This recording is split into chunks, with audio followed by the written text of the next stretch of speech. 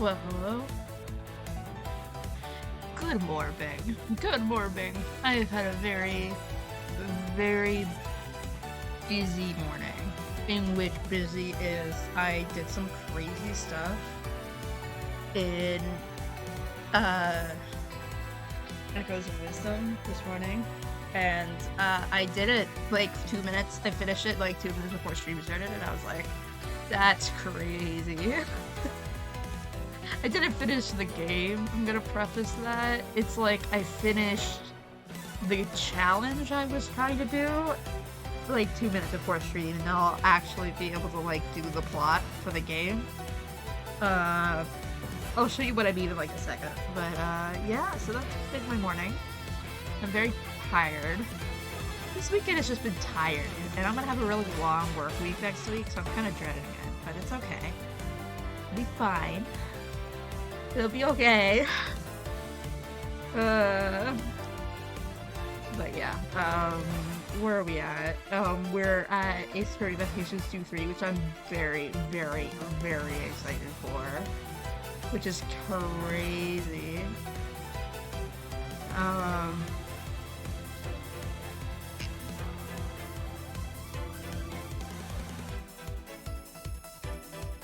But yeah.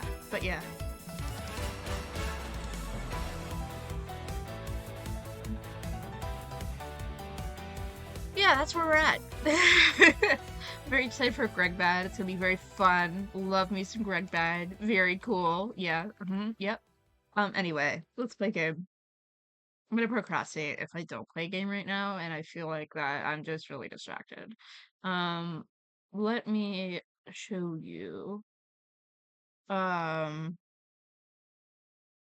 God. I made my so when I set this thing up, it's like because this I'm playing this on my Switch if you can't tell. Um uh I set this up so I could like pop out the window so I could see it really, really big on my OBS, which is great. It's just when I was playing it this morning, because I had it up this morning, I had it like full screen and I forgot that I had it full screen. But anyway, oh yeah, let me turn that on, turn that off. Hopefully it's not too loud. Let me show you what I've been doing. It's crazy. So what I have, this is Echoes of Wisdom. We're not playing that today, but I wanted to show you what I did. I made myself a challenge to clear every part of the map except for Hyrule Castle, in which I just finished it. And now we're at like the highest point of the map. There's jack shit up here. This is clearly like a final boss area that hasn't loaded yet because I'm only like halfway through the game. But it's huge. It's huge. You don't even know how hard that was. I had to do a lot of glitches. It was crazy. But I had fun. So anyway, I'm gonna save that and then we'll play game. Yeah, anyway, talking about Eastern Journey Investigations 2, yeah. Yeah, that's where we're at. Yep. That's what I did this morning. Oh no. Oh, it's a little loud. Let me turn that down. Oh, it's a little loud. Oh my god, I'm so excited. Oh, new items unlocked to the gallery. Oh my god, we're gonna check that out first.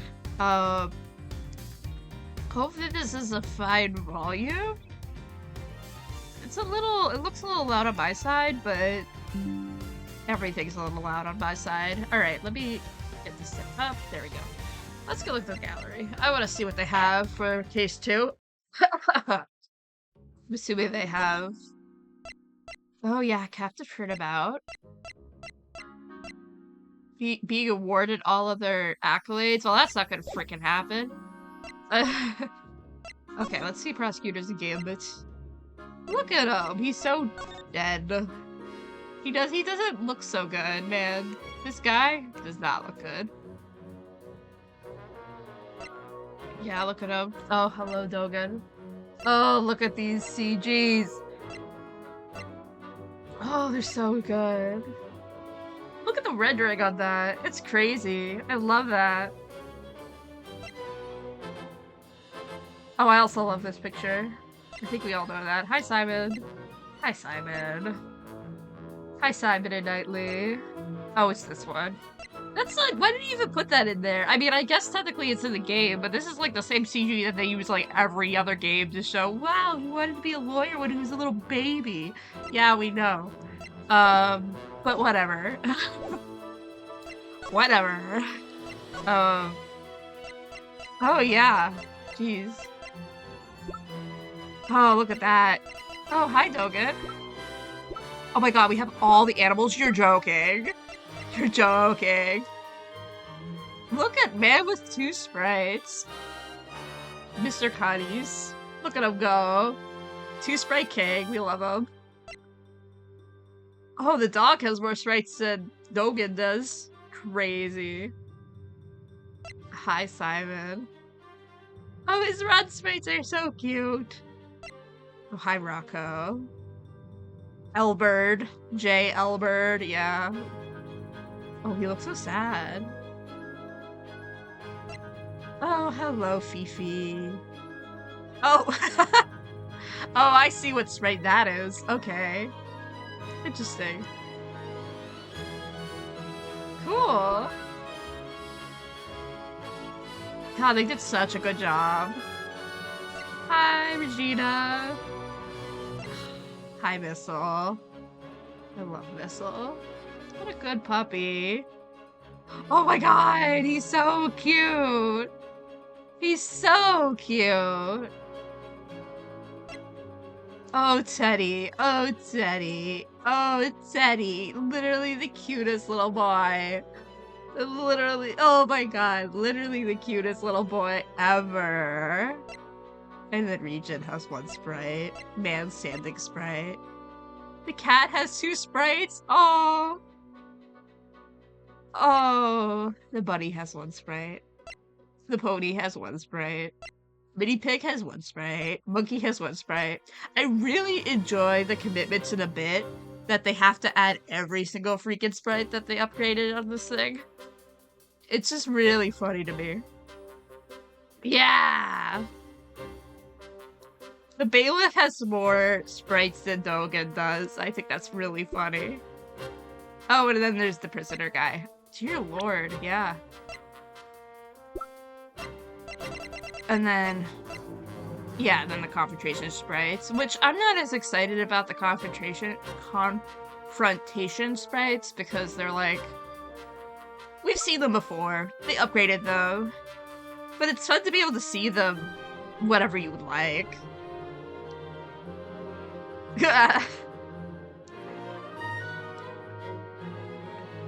God, they're so good. Multi-track drifting on this in a DGS 1-2 VOD was done with it also drawing. You are multitasking. I like seeing the breakdown. Same. Well, I love that they added literally everything into this thing. This is gonna be fantastic for references. You don't even have to go to the Ace Attorney Wiki anymore. You can just pull it up on your Switch. But welcome in, Grovey. Have some fun multitasking. I get it. I've done that before. It happens sometimes. It do be like that sometimes. Okay, let me see. What else? Rocco? God. Rocco's sprites are great. One sec. Let me go back to the breakdown. God. Man, your teeth. Yeah. The music was also very aptly timed for that. That was great.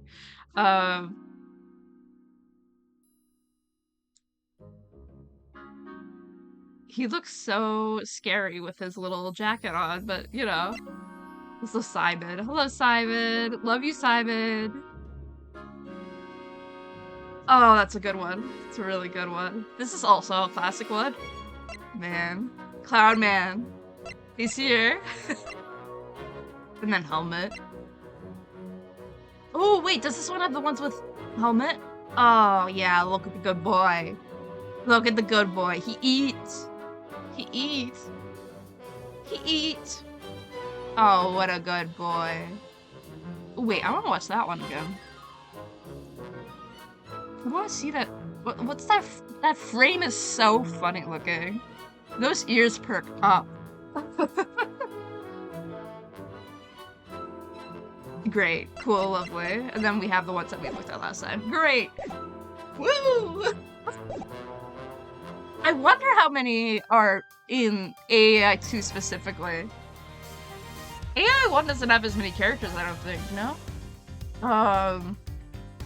Yeah, AAI1, I mean, AAI1 has... I mean, I guess it does have a relatively average amount of characters, I'm just... Yeah, no, it does have an average amount of characters, I'm just thinking through it.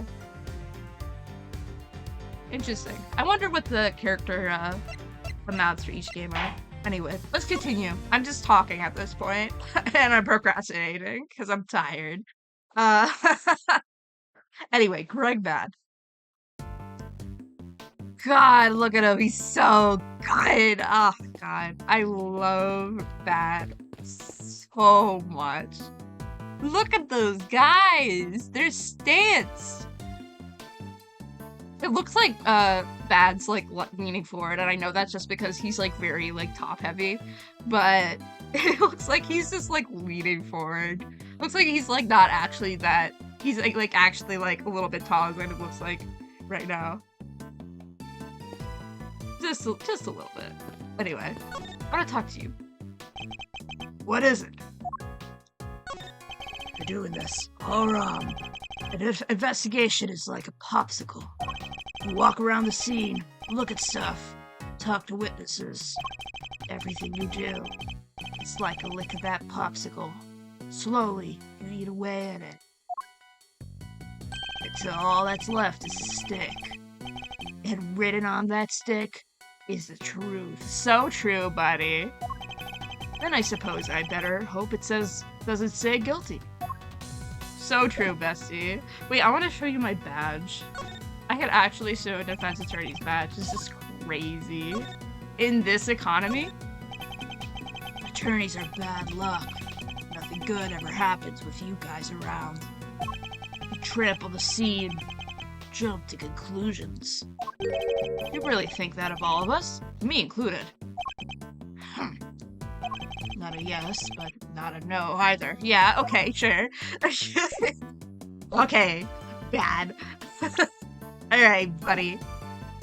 Oh no, because I've been playing so much Legend of Zelda Echoes of Wisdom, my brain thinks I must do the right trigger every single time I walk, because they'll walk faster.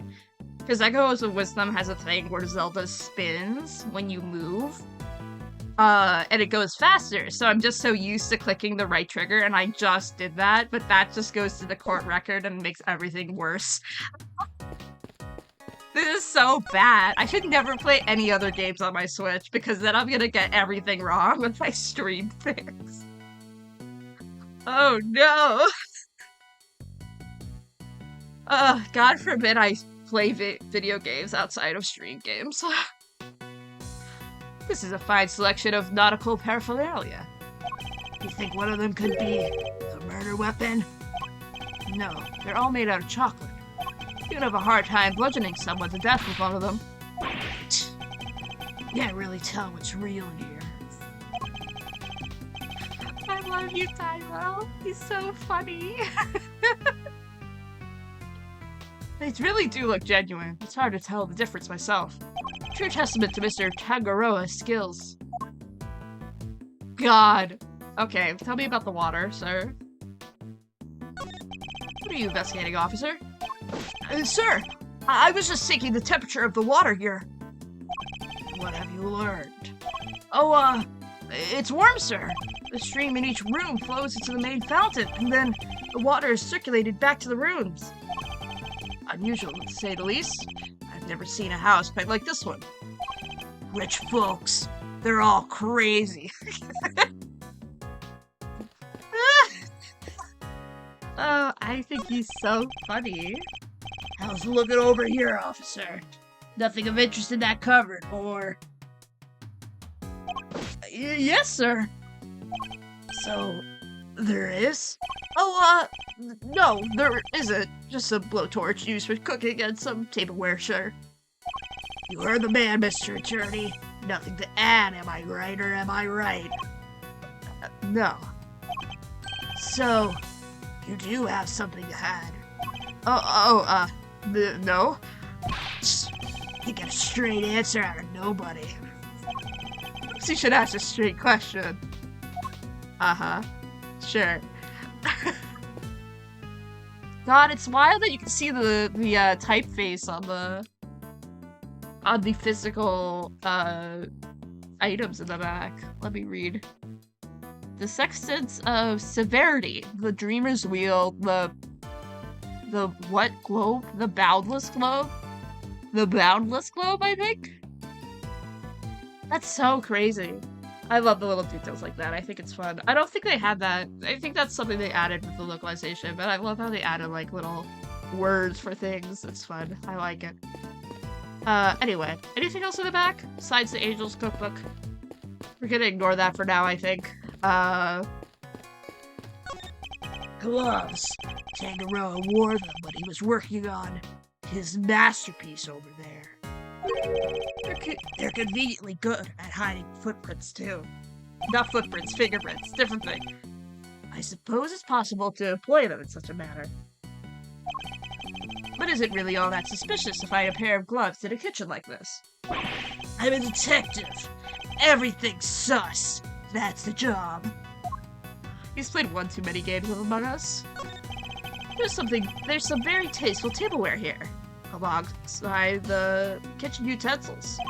The tea set is of the same design as the one Miss Bound served us with earlier. You think Samson could have been drinking tea out of that? Pot and cup were dusted for prints. His were the only one found.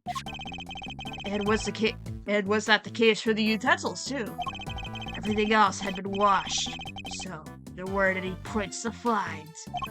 And if Mr. Tangaroa were wearing gloves while he was working on the confectionaries, it could explain why his prints were only found on the teapot and cup. Okay.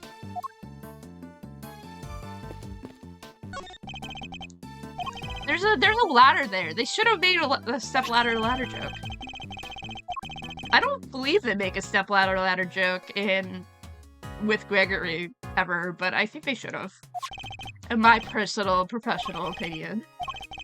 Because I think it would be funny. Well-equipped kitchen. A well-equipped kitchen. English is hard, as one might expect.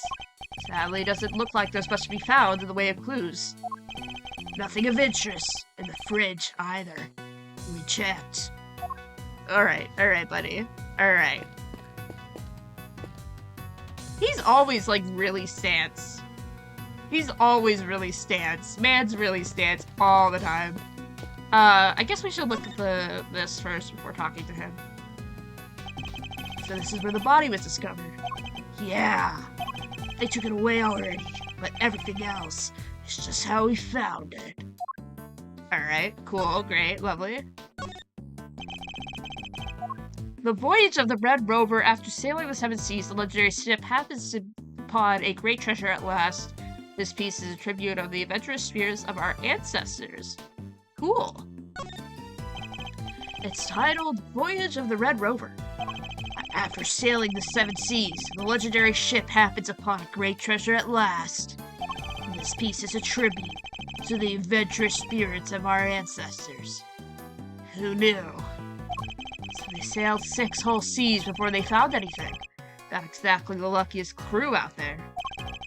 Sometimes you gotta take a bunch of wrong turns before you find the truth. This is really deep. This is what being a real detective is all about. Did they even have detectives back in those old days? Well, listen here. We know this guy called Sherlock Holmes. One of the stands for the ship is broken. Alright, cool, great. The ship must have collapsed on the treasure check its chest and smashed it open. Wait, do you think... could that be how the victim died? Was he crushed by the ship? If he was, this becomes an accidental death, and not a murder. Are you too serious? Don't worry, detective. For the moment, we're simply discussing a possibility. I was being serious, though. Great. It's really rather impressive making a entire ship out of chocolate. That's Samson Tangaroa for you. Don't you want to take a big bite out of it? It's hard to bite first, though. That's a real head scratcher, you know? Bite any part of it, kid, and you'll be off the crime scene so fast your head will spin. Hey, it was just a joke. Stop staring at me like that. I do sometimes wish Eddie could keep his cool a little better. I love how he calls him Eddie. It's really cute. I really like that. Oh. I mean, his name is Eddie Fender, but like, I think it's funny because he earlier called him Edward. I just think it's beautiful. They have such an interesting little dynamic. It's fun. Anyway. We should look at the little thingy. There we go. Here's the body was inside the treasure chest. Yeah. Owner by the name Bound found it.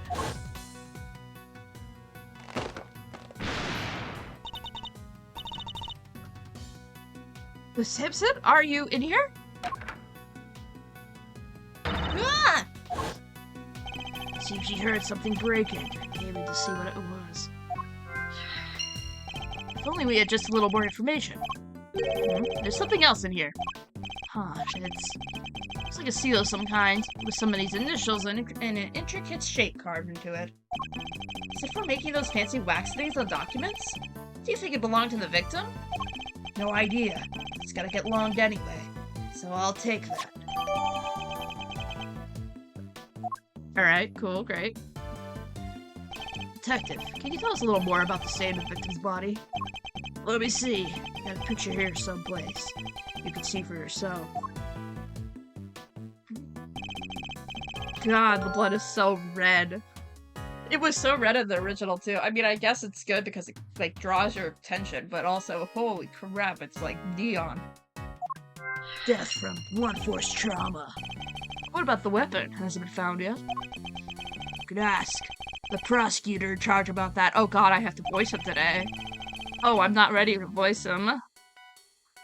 Oh no. I have to think about how to voice this guy. Jeez, okay. The detective's not the one for sharing much, I see. Would you mind if we borrowed this? I'm gonna skin off my nose. It's not like it's official. Dowd took it with an instant camera when she found the body.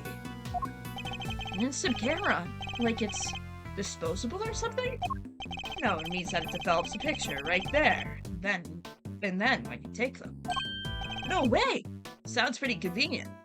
God, he's so vibey, he's so tiny. Now then, I'd better get the facts straight and take down some notes of my own. There's something in this picture that contradicts with the current crime scene. I'll need to call on my powers of deduction to figure out why. Fan-frickin-tastic. Alright, let's talk to this guy. And you are? How am I gonna voice you? I don't know how I'm gonna voice you. No, fuck it, we ball. Sorry, meditator. Do you want something, detective? Oh, I'm an attorney, not a detective. Gregory Ettrick, a pleasure to meet you. And I'm an assistant, Eddie Fender. I see. Name's Carmelo Gusto. Carmelo Gusto? Interesting. I want to look up what that name one is. Carmelo Gusto. He's Attorney Wiki. Interesting. Caramel. Is it really just taste? Caramel taste? Gusto, great enthusiasm kind of vibe.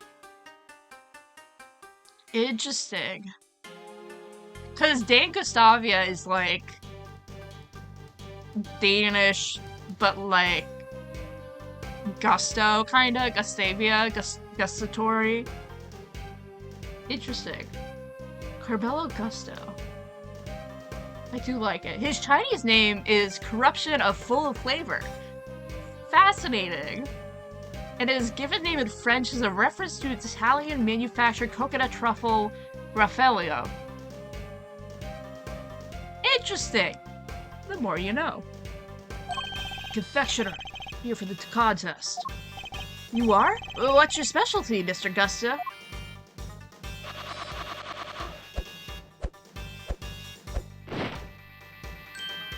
It's a little guy. The art of air and sugar. God, his sprite is just really good. Look at that back sprite. No way! Look at that! It's a little baby seahorse! It's a dragon, a noble soaring creature of the skies. That's a dragon? It does look more aquatic than airborne. No need to sugarcoat it. My design sense is weak. I know that better than anybody. That's why I'm heading to Shangfa when all this is over. I need to train hard. Perhaps we should get off the subject of his design sense for now. So what are you doing here, Mr. Gusto? Mr. Gusto. Very good. I didn't think they would allow civilians on the scene yet. Detective wanted to know more about one of the pieces in here. Makes sense, seeing that he's a contestant. Perhaps I should ask him a few questions on my own. You want to see my badge? Interesting design. Yes, I can do something with this. Can I borrow it? Oh, I'm afraid not. It's rather important. Prepare the thought of it coming to any harm in Mr. Gusto's hands. Well, it's gonna come to harm in like a year when you die.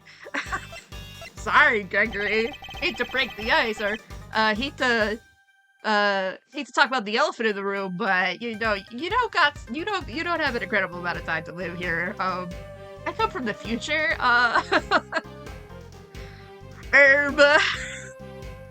So interesting implements you use, Mr. Gusto. They are. Little chicken. Sugar blowing pumps. They put air into the sugar. They're so cool. It's like watching a swords master do his thing. I'm no master. The day goes by and I don't hurt myself one way or another. That's why I wear red. That way it doesn't matter when I make a mess. That's so deep. Look at that symbolism. The way of the confectioner is a lonely one. You never stop learning. Not until you die. The way of the confectioner sounds like a long one, too. He's so enduring himself on a daily basis. What can you tell us about the contest? Based on what we've seen so far, flavor doesn't seem to be the only criteria at play. The contest was Tangaroa's idea. It's about art. Confectionery as art. Confectionery as art. Art you could eat. Every part of it. Every single item in this room is edible. The whole place kind of smells like chocolate. Tangaroa is a genius. Once in a generation talent. Flavor and flair. He has it all. And if you can't undo the god of confections himself, you can't win. I don't know, man. Beating at the greatest in the world does seem kind of hard, yeah? As it should be. Whoever beats him becomes the greatest in turn. That's the real prize here. Nothing else matters. So you're competing for the title, effectively. And a treasure. The ultimate cookbook. Tangaroa's most prized possession. If you want to know more, it's all written down here. Thanks. It's a list of rules that we're giving out to contestants. Huge. Got the rules. Cool. Awesome. Sorry, I don't know much about what happened. Sure you know. Sure you know. That's clearly you don't know what's happened. That's totally not a lie. I only heard about it after the judging was over. How was the judging organized? Started at 3 p.m. Tangaroa began making the rounds right around then. He left his own room and worked his way around the venue clockwise. Creations were the first to be judged. I love how they kept Delicious Siscone's name. It's just such a funny name just to keep. I enjoy that they kept that, even if it was unintentionally. After that, he went into Scone's rooms. She's another one of the contestants. What can you tell us about her? Ruthless, brutal. There's nothing she wouldn't do to win. She was working with Cream, some kind of dreamscape. And then Frost. Last of all, Frost's room. His thing was flavored ice. Sculptures this time, or so I heard. Found. Oh god. Okay. How do I do Bad's voice? Why does everyone have deep voices right now? This is so hard. Bad found the body, while Tangaroa was still making the rounds. She panicked, ran to call the cops.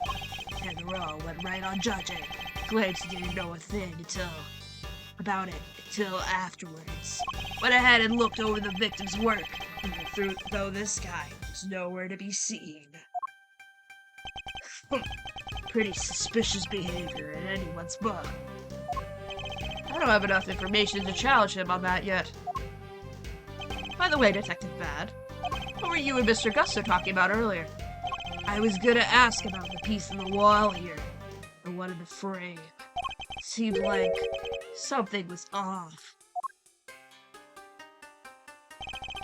Thought I'd better ask somebody who knows about this stuff. Then you bozos showed up and pulled me away from my very important task. Perhaps we could take a closer look at it together. Can't take a hint, can you? I can't take a hit. Sorry. Mr. Gusto, would you mind helping us out? Of course. Confectionary's my life. If you have any questions, I'll be happy to answer them. Thank you. It's very kind of you. That's not his voice. Thank you. That's very kind of you. Go on. They all sound the same. I should just give one of them just like a really silly, very high-pitched voice that makes no sense whatsoever. You know? I just think it would be funny. I just think it would be a bit silly. Maybe I should give... You know what? What if I gave Von Karma a really high voice? What if I just did that? I think it would be funny. It'd also be easier for me. And it's also Von Karma, so like, why not? Anyway, this must be the title of this piece. Angel Beset by Thorns. It's pretty mysterious. It really gets you thinking, huh? I think I'm a fan. You have good taste. Especially fond of myself. Simply captivating. Mr. Edgeworth, Mr. Gusto praised me. Now, Eddie, don't make this an authority issue by bragging about it. You have bad taste. Was that a dad joke, Mr. Edgeworth? We better make note of this monumentous occasion. Oh my god. Oh my god, that's so cute. How did I make a joke, dad or otherwise? Oh, this case hurts me. It's a journal belonging to a captain of the chocolate ship, also made of chocolate. A Diary of Despair. That's subtitled. Come hearken and see how we crossed the sea and rode the red tide to misery. Quite a jolting ride for such a tragic-sounding tale.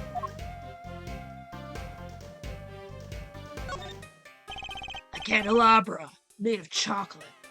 There's a title here, The Light of Light. Well, this particular light seems to be missing one of his life-giving flames. Does it have some sort of symbolic meaning? Or could it be? It could be. I didn't mean to click that again. It's like a fire alarm. Yeah, before you start prodding it, it's not made of chocolate. Push it and bells will start ringing. People will come running from the security room. A whole bunch of hassle, so don't. I know you want to, but don't. You gotta do it the way Herlock Sholmes does it. You gotta just accept it and see a button and press it. Like, there's a way to do this and not get in trouble. You just need to really, really become Herlock Sholmes core, Gregor. You just really gotta do it. Honestly, the thought hadn't even crossed my mind. Typical attorney. What is that? What does being an attorney have to do with anything? Sure. Who knew you could make a picture of this pretty out of chocolate? Simpson really is a god among men. Is it really made of chocolate, though? It looks far too much like a regular illustration to me. You have good eye. I'm impressed. That's no piece of candy. That's the ultimate cookbook. The ultimate cookbook. In other words, the grand prize. What? So it's not made of chocolate after all? No, the book is simply framed inside. Tangaroa showed it to all of us when he gathered us here to explain the rules. So the participants knew about the grand prize was in this room the whole time. Anyway, you see it too, right? The frame. Something's missing. The oddity Detective Bad was going to ask Mr. Gusto about earlier. Yes, I'm gonna accidentally call him Gustavia because I'm so used to calling him Gustavia, so pay attention to the scared to see if I call him by his own name.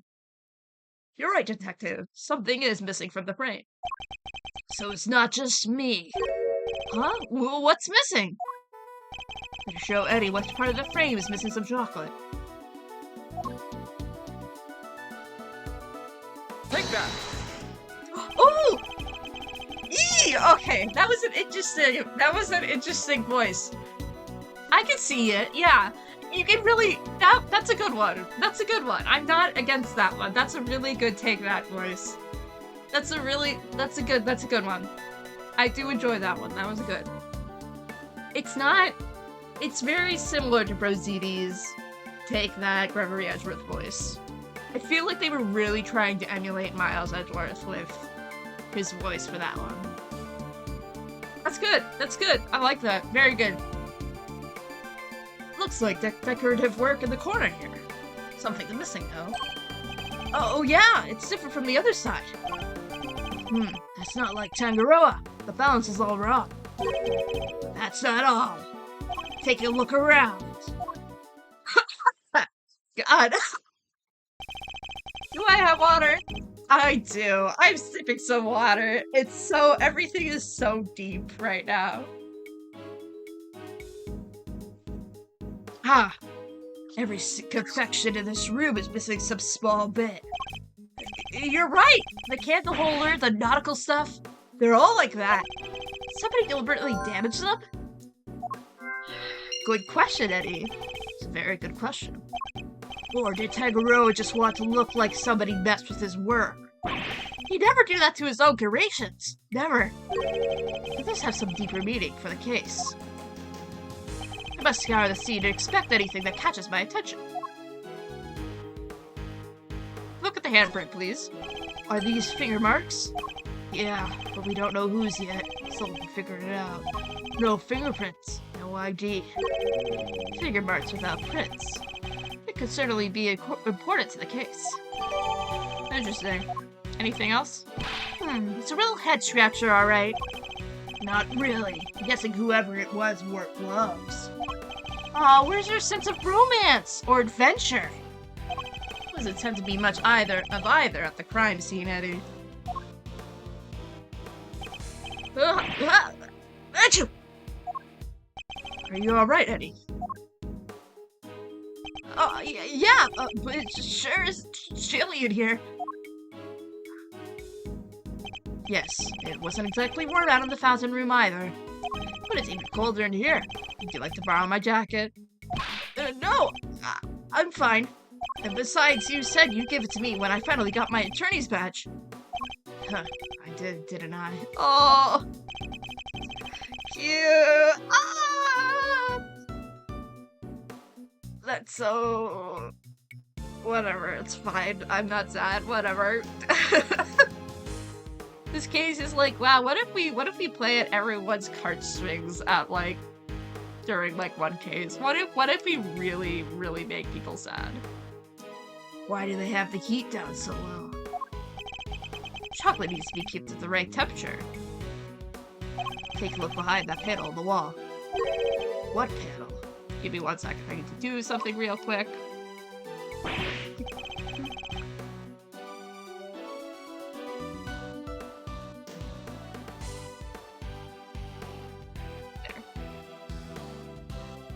Look at that! It was here the whole time. There's one in each contest room. Tangaroa hid them so they wouldn't spoil the aesthetics of our works. What do the controls do? They adjust the temperature of the lighting. Goes all the way down to negative 22 degrees Fahrenheit. Cold enough to keep any confectionery from melting. So, in effect, each room is a giant freezer. It's 59 degrees in here. No wonder I'm cold. It's only 59 degrees and you're cold? Whatever. Maybe I'm just used to cold weather. But I am judging you. That's not cold. Once it gets to 40, then I will accept it. But 59 degrees Fahrenheit is not cold. This is your fault for not wearing the right clothing at this point. Just put like a jacket on. You'll be fine. Like even a light jacket would suffice. That's not cold. It's that temperature out like here for the last couple weeks. That's not a cold temperature. Whatever. Hey, Detective Bad. You mind if we turn it up a little? Preservation of the crime scene is the foundation of detective work. But I'm not a detective! The same goes for attorneys, Eddie. We must never disturb the scene of a crime.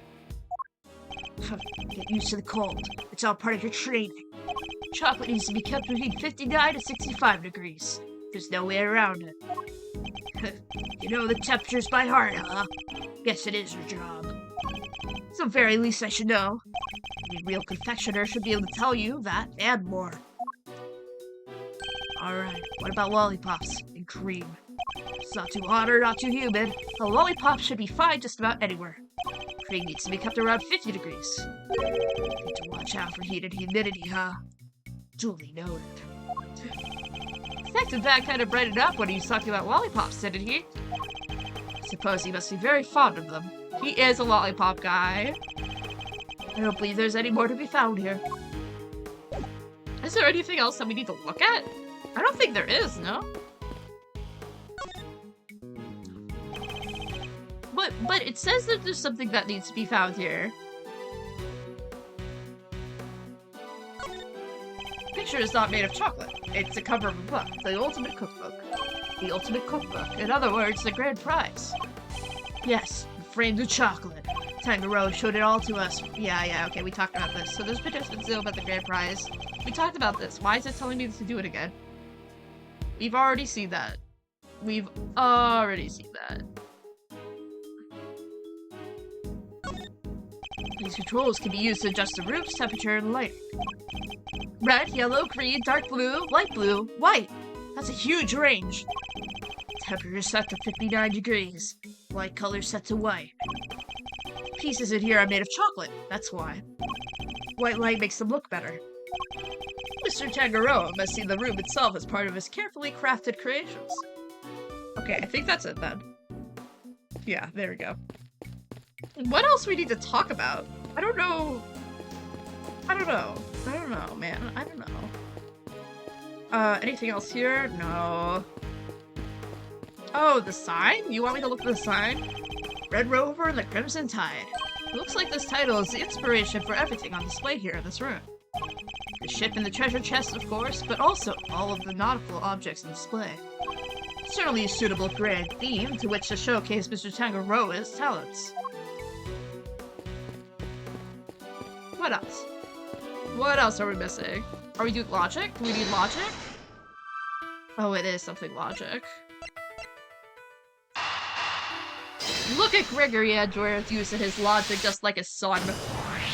Cute. Cute, cute, cute. Stand broke and the ship collapsed with it. The loud sound it made brought Miss Bow running.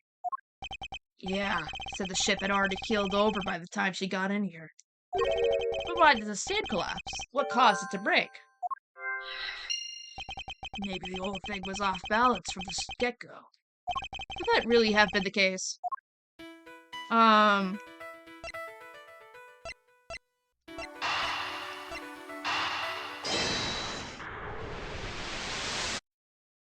Oh, shit, really? Maybe there's no connection there. Bro, I'm gonna lower the volume just a little bit. It's a bit high.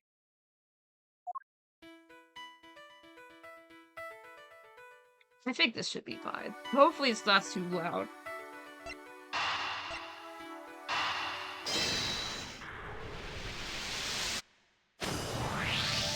Oh, those two. Okay. All of Mr. Tangaroo's creations are missing a little piece each, including one of the stands that were holding up the ship. Somebody really went all out. Do you think it could have been the killer? Certainly a possibility. Either way, I think we could safely say the stand was damaged and our mysterious person's tampering spree. And when it broke, the ship fell and smashed open the treasure chest, which would have remained closed otherwise. Anything else? Is this the last two? No. I'm missing something. What am I missing? A real crime scene. This is so exciting. This isn't a game, Eddie. You need to take it seriously. Don't worry, Mr. E. I'm taking notes on everything. You are? What kind of notes? Notes about how all this delicious stuff is made. Can't wait to try it all for myself. I'm not playing around, Edward. This is what I mean! It's cute. Take this seriously. Yes, Mr. Edgeworth. Oh, they're cute. They're literally adorable. Oh, God.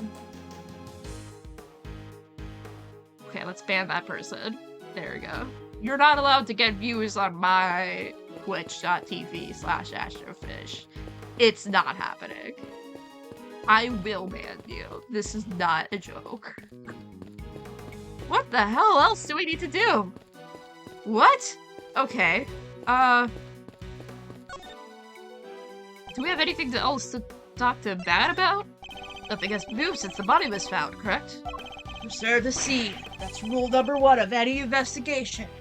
They took the body away, but everything else, untouched. Can you tell us a little more about the state of the body before it was taken away? Bound took a picture. Think to make do with that, Mr. Moyer. The feeling the good detective is none too fond of defense attorneys. Perhaps best not to rely on him too much, and search the scene for clues and contradictions myself.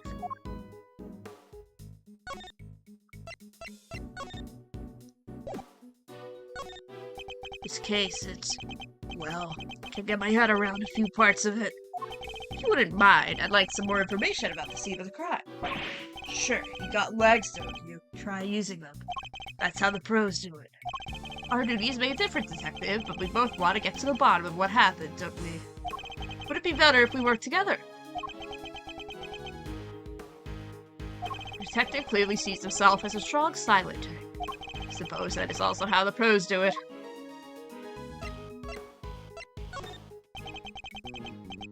Seems the culprit made sure to wear gloves. Couldn't lift squat from those finger marks. But perhaps you could extrapolate something about their odor, the size of their fingers, for example. It's not as easy as it sounds. Sorry, but these finger marks are pretty worthless as evidence goes. There's no need to be hasty, Detective. After all, even the absence of fingerprints tells us something of interest, don't you think? You lawyers have an answer for everything, don't you? I'll take that as a compliment. Uh-huh. Of course you would. Sorry. Anyway, what else? What else are we missing?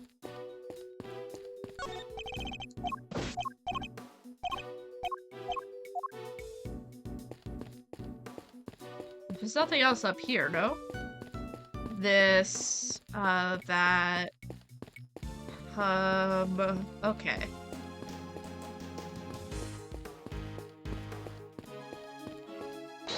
There's no logic, though. Like, what are we missing? Oh,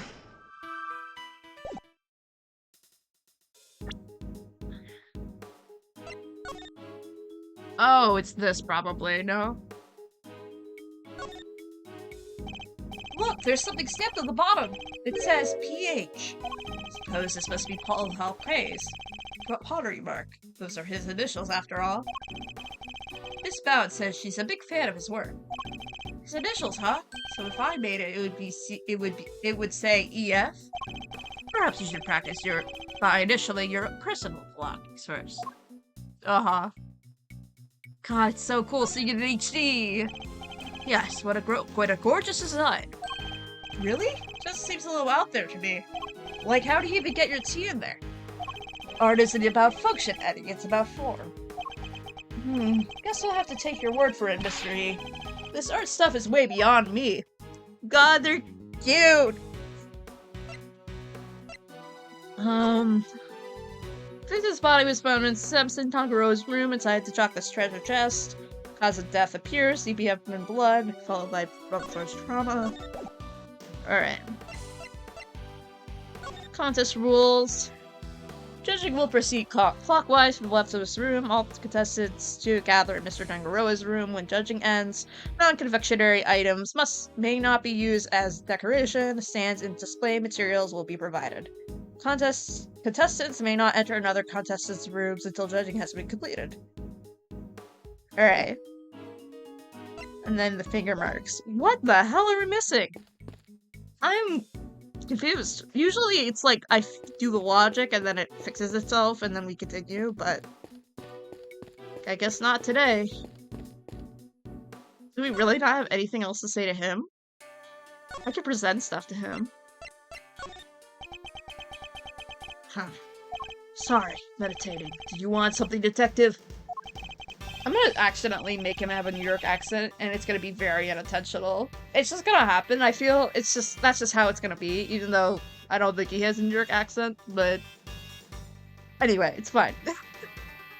As I told you, I'm an attorney, and I was hoping you'd take a look at this. Is he meditating again? Perhaps I better present him with something more meaningful.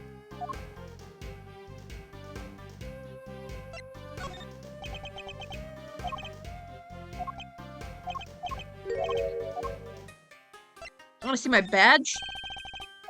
Oh, I've already shown you my badge. Never mind.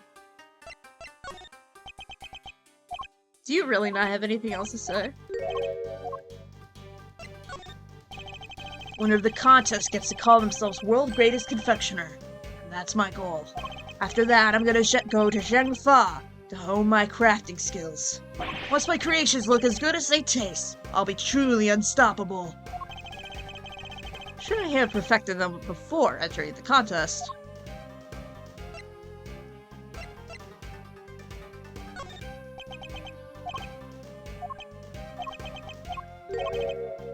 What the hell do you want from me?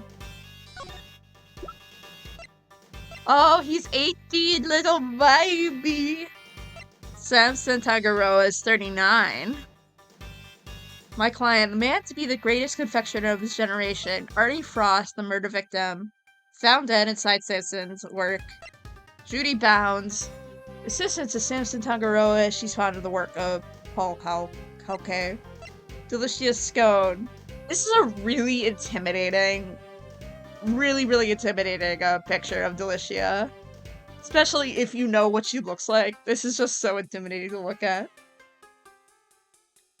Anyway. And then Carmelo Gusto. It's weird not seeing his little ponytail. His ponytail is so, like, integral to his design. And then my guy Tyrell. We love him. We love him so much. Anyway, is there anything else we're missing? There has to be something we're missing, right? What's happening here? Is there really something that's in here? But it gave me a check mark! What the hell? Ah, okay. I don't know, what do you want me to deduce? Eureka! You said the only thing that has been removed from the scene is the body.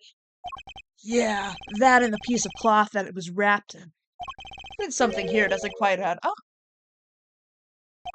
It doesn't? Take another look at the scene from in front of us, detective. A very conspicuous pool of blood that should be here is clearly missing. You're right. Don't remember anybody mentioning they removed the blood along with the body. Let me check with forensics. I think it's especially funny that, we know that the reason why he's taking this case is because he loves sweets. Like, otherwise he wouldn't have taken this case, but he really likes sweets, so therefore he had to be here. Really funny of him. What is it, Mr. E? What did you find out? Compare the treasure chest and the photograph to the real thing.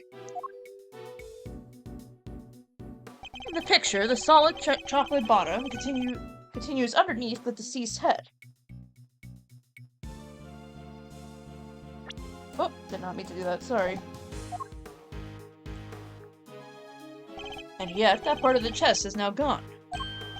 The part with blood all over it. Exactly. So did the police remove it, or perhaps the killer? It wasn't forensics. They're saying nobody took anything like that away. Interesting. So somebody deliberately removed the blood from the scene. Could be.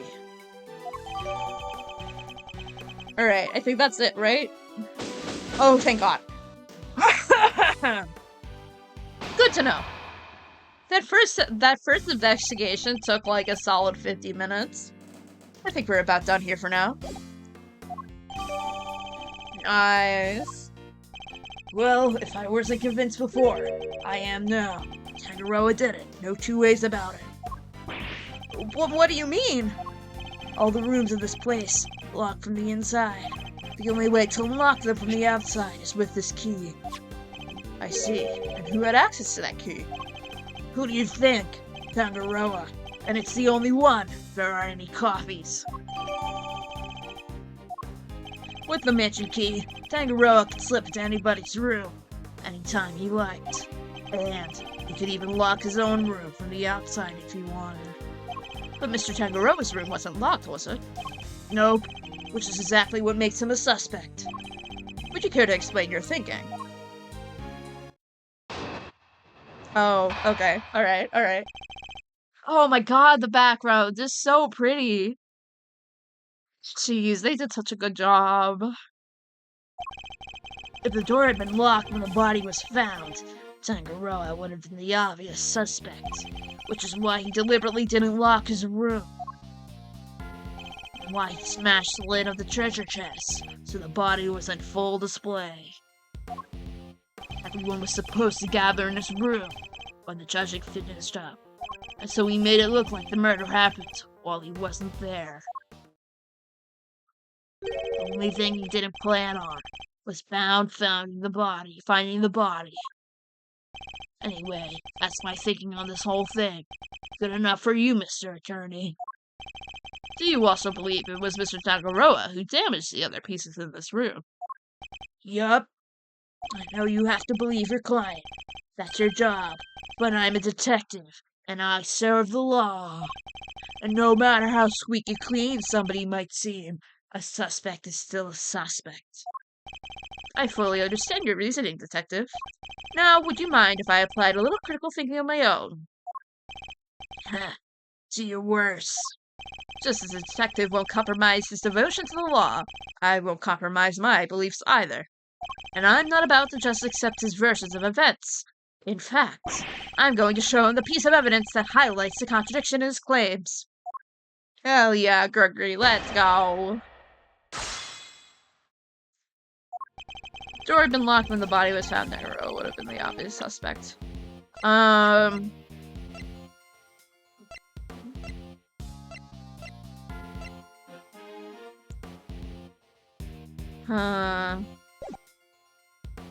Hold it.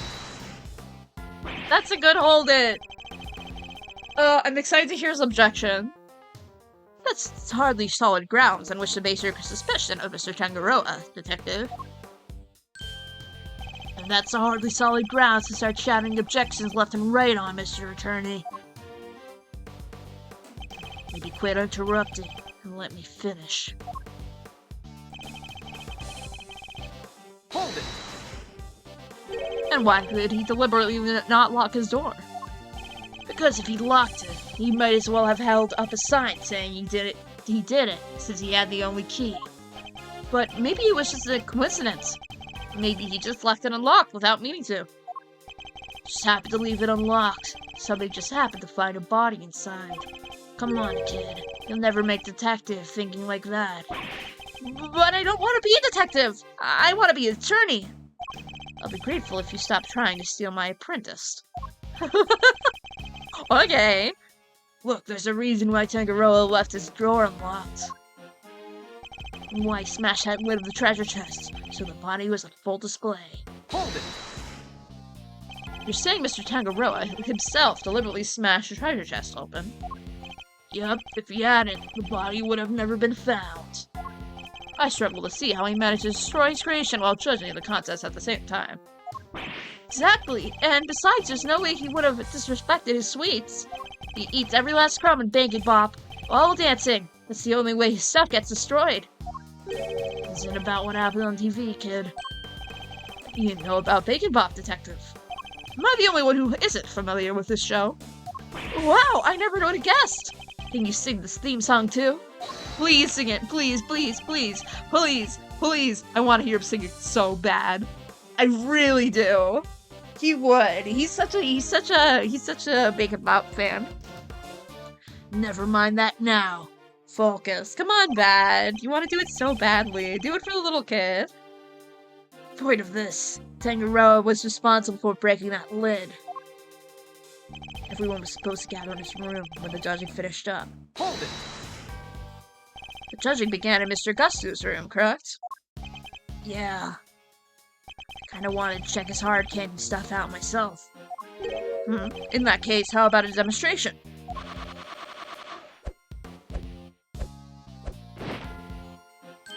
It's a good puppy! Oh. Well, it's you, Detective. Are you calling him a dirty dog? It's a wolf! A lone wolf. I like it. I'm starting to enjoy these little displays. Anyhow. So he made it look like the murder happened, while he wasn't there. Detective Bad seems pretty convinced that Mr. Tangaroa is the culprit. But there's no way he would have vandalized his own creations. No way! Still, the treasure chest did get smashed in, and there's no denying that. Perhaps he should focus on what led to the body's discovery. Doing so should make it easier to spot the flaw in Detective Bad's testimony. I love them. Hello, hi, hello. Welcome in. Yes, I love them so much. All the characters in this case are just freaking phenomenal. This case is just great. I'm so excited to be replaying this. Oh god, how are you doing? How are you doing? Oh god, Tangaroa was there the whole time. Okay. I don't remember what this, cross-examination wants from me. I accidentally didn't press this one. I'm gonna press this one just to make sure that it's right. Banger case, 10 out of 10 banger case. So good. Do you have any clear idea of when the murder took place? Not yet. Autopsy report's still pending. Okay, so when I streamed this the first time, like 2 years ago, I streamed all of Ace Attorney Investigations too, and I think like only half of the cases are on the VOD channel. This is a very, very long time ago. This was like at a time period of my life in which I was only doing like an hour-long stream. And so it took me like 6 months to actually finish the game. Tangaroa? Tangaroa. Oh, okay. Instead of Tangaroa. Tangaroa. Okay, cool. Good to know. Thank you. But yeah, so it's just really funny playing this game and already getting to case 3. Even though it took me such an incredible amount of time to actually get to case 3 when I was playing this the first time. Because it took me like, maybe like 4 streams to do case 2. Because I was only doing it for like an hour. And like 10 minutes of that was just like waiting before starting. I don't know. I just think it's really funny. I just think it's very funny how fast we're going through this, given that now I stream like 4 hours per day. Anyway. And yes, you still went ahead and arrested Mr. Tangaroa. We may not know when the murder happened, but we know when the body was discovered. Tangaroa. Ooh, Tangaroa. I'm gonna get that right. It's just gonna take a lot of brain cells. Anyway. It was while Tangaroa was judging Gusto's room. Perfect alibi if he could set it up just right. But still not grounds for an arrest. Surely you have to agree with that. Do I? Especially when I've got nothing more to say to you. Why do I get the feeling he's hiding something? Detective Bad seems pretty convinced that Mr. Tangaroa is the culprit. Alright, yeah. Okay, we've seen that. We've seen this before because we actually clicked through. Okay, there we go. Mr. Tangaro would be the obvious suspect. Let's go through the evidence quickly. Thank God we can't present profiles, because that would make me cry. I think it's really funny that there's that one game that you can present profiles, and then the rest of them just don't have that. And I think that's a good thing, because the one game that they presented profiles was just such a pain in the ass. Because some of the times you would be like, oh, is it a profile? Is this evidence? Like, what is this? In the trilogy, so I'm glad they took it away, if I'm gonna be entirely frank. For this game, at least.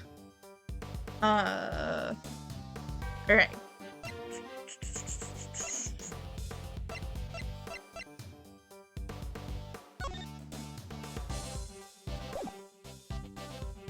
If the door had been locked when the body was found, Tangaro would be the obvious suspect.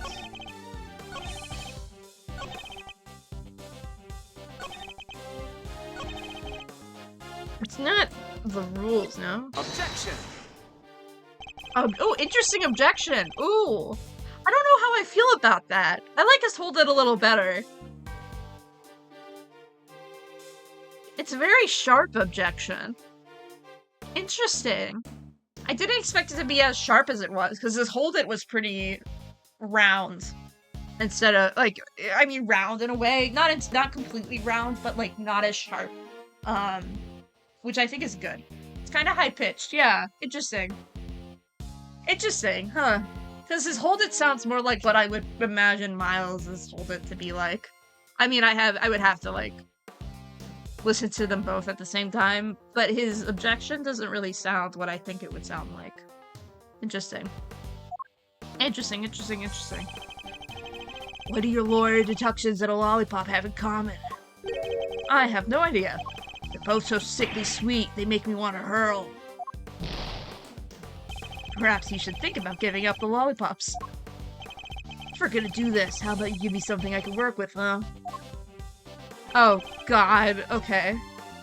I think sometimes it works just fine with me, sometimes it sounds so weird depending on the background music, oddly enough. Fascinating! Interesting! Interesting! Interesting, interesting. That's a fair point. Wait. One sec. Am I noticing that? Am I reading that right? What? Wait, what? Why did they accidentally add E to Tyrell's bad name on the saving screen? It's two L's. It's not E-L-L-E. It's just L-L. I mean, I guess that's a typo, but I just think it's funny. Because I was like, I don't think they changed his name. It's Tyrell with E-L-L at the end with no E. No extra E. Interesting. Okay. He made it look like the murder weapon when he wasn't there. This is such a problem. I did not... That is odd. Yeah, that's a really specific one. That's a really specific typo. It's an interesting one. This is such a... I made a mistake. Like 2 nights ago, on like Friday, I made the mistake of staying up at till 2 a.m. watching someone play the Great Ace Attorney 1-3. Which was fine, and it was worth it. It's just now my brain has been like absurdly slow for the last 2 days because I'm catching up on sleep. So now I'm like, oh, what is happening? I have no idea. Anyway,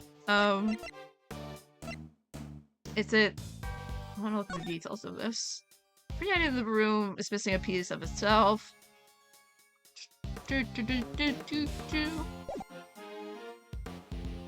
Objection!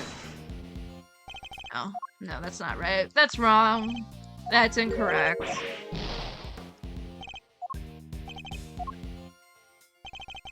I feel like it's that, though.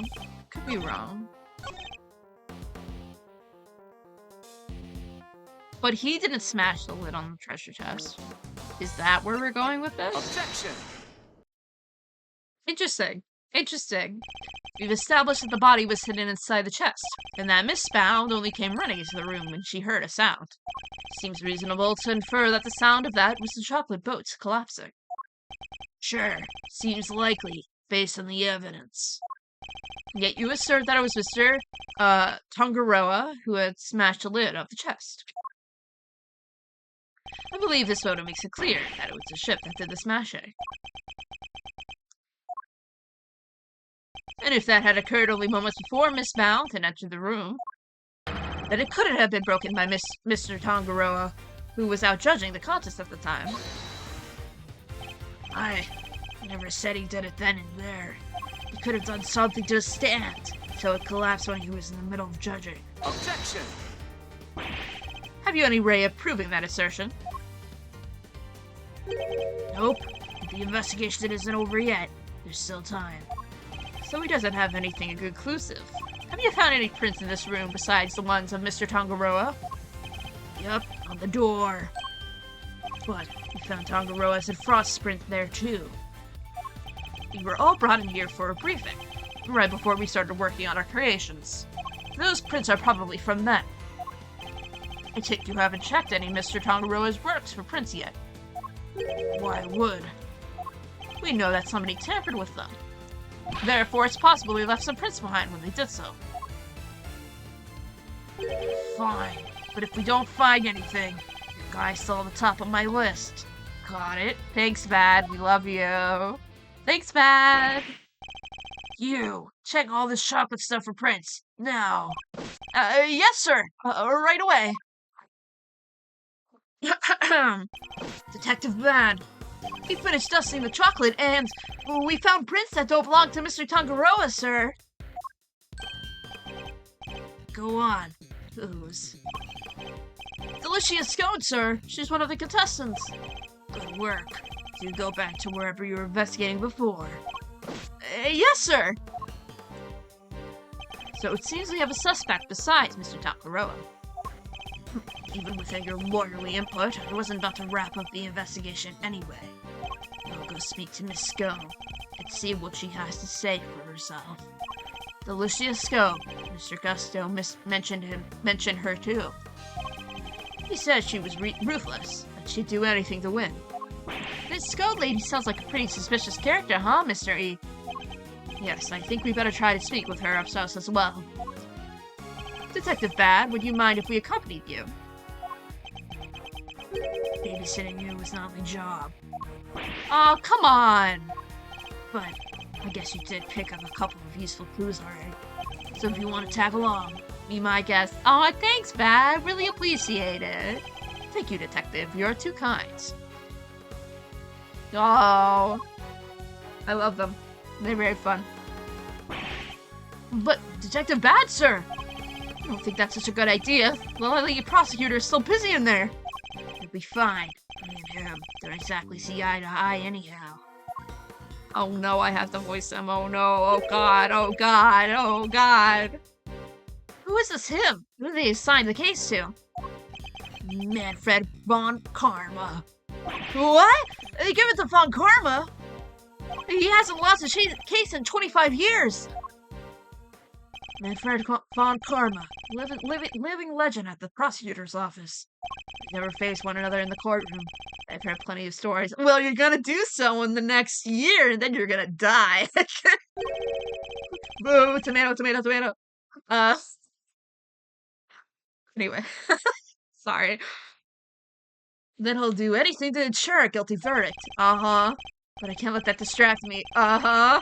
For now, I need only to continue to do what I believe is right. Gregory, I think you should, change this case to be investigated by, someone else. Sorry. To be continued. Are we gonna see Von Karma today? I don't remember if this goes back to the present yet, or if we go see Von Karma. Oh, we do go see Von Karma. Never mind. Never mind. Hello, Delicia. God, she looks so cute. She's so silly. She's so silly. Finally, someone with a higher voice that I could voice with a normal tone of my voice instead of something that is absurdly deep. Whoa, a candy castle! And look, there's even some little elves to go with it.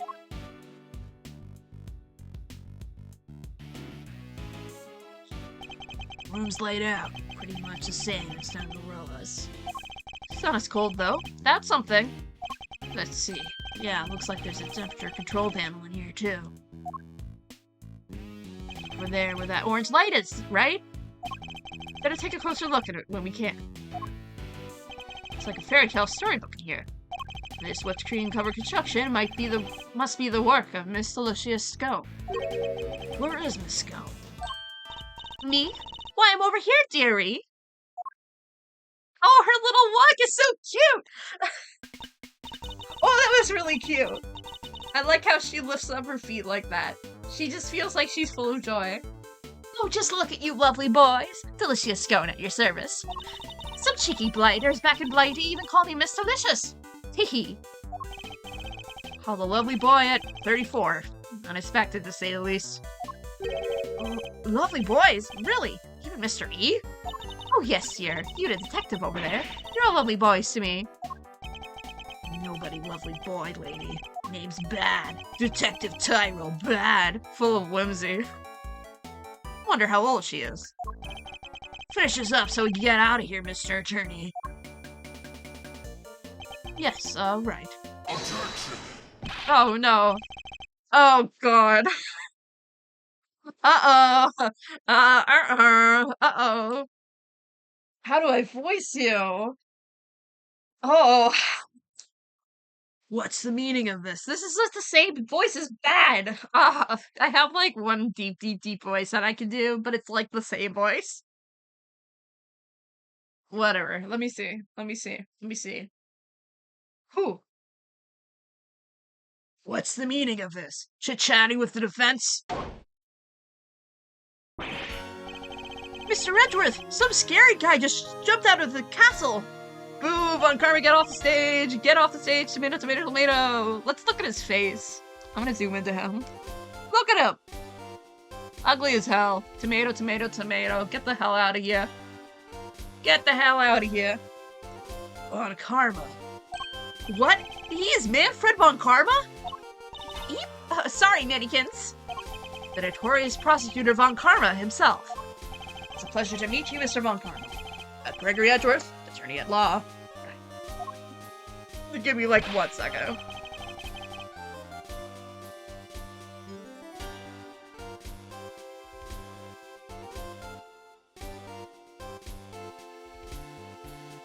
The tomato emotes, oh my god. Could care less what your name is. Your job is to lose me and disappear, never to show your sniveling face again. What a thoroughly rude individual. Those piercing eyes, that furrowed brow. You're even scarier than they say. And you might want to keep such rude thoughts to yourself, Eddie. We were hoping you might permit us to carry up some brief inquiries, Mr. Von Karma. Ha! And why would I wish to extend you any of your courtesy? Any such courtesy? This clearly isn't gonna be easy. So long as your inquiries are limited to this room, I suppose I'll allow it. Why the sudden change of heart? You, the tall fellow. Name's Bad. Is that so hard to remember? Didn't ask for your opinion. The thoughts of such a lowly detective do not just concern me. But I do admire your spirit. Bad. See to it that these worms don't step out of line. Why do I have to? I'm not offering you a choice, detective. I need to go and look over Gusto's room.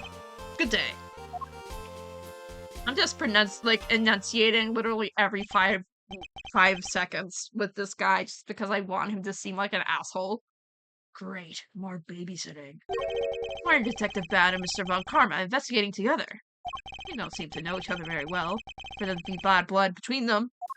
It's just because Von Karma's an asshole. Well, it looks like we have this permission to investigate. Guess we better get to it.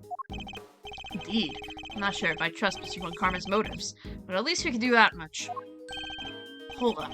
I haven't been over this room yet either. I'm not messing it up before I get my chance. You'll have to wait until I'm done. Huh? But I thought you were the lead detective. How come we don't take a look at this room yet? Because I wasn't the first one they assigned.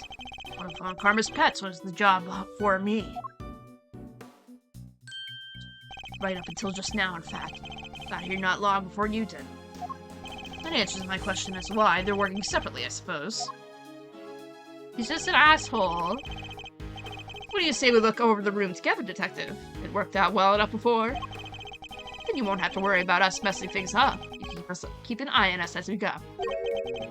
What kind of screwball attorney has to have the detective breathing down his neck? Huh. Well, this screwball attorney. Wink. Anyway. Sorry. Anyway. Guess I'm stuck with you for a little while longer. Yes, you're amazing, Mr. E. Yeah. Yeah, man. God, you have our thanks, Detective Bad. Don't be too grateful. This is my scene. The second you get into my way, you're out of here. Well, thank you for the follow. Thank you for the follow. Thank you for the follow. Of course, we understand. Now, shall we begin? Begin investigation? Let's frickin' go! Alright, where the hell do we go first here? I wanna go see what that is. Are you not gonna let us see the Normalium of Fatalium, please? I wanna see the Normalium of Fatalium so bad. What did they change those to? Did they change the Normalium Fatalium? Because if they did, I'm gonna cry. That's gonna be so sad. They really can't change the Normalium Fatalium. They're so iconic.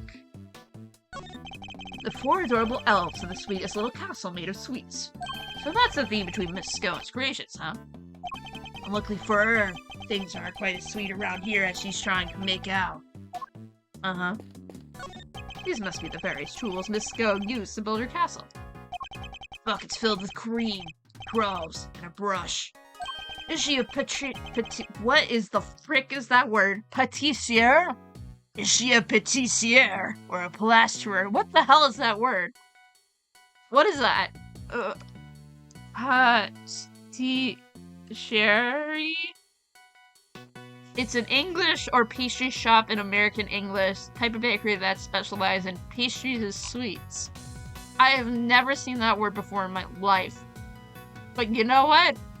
Fucking weeball. Anyway.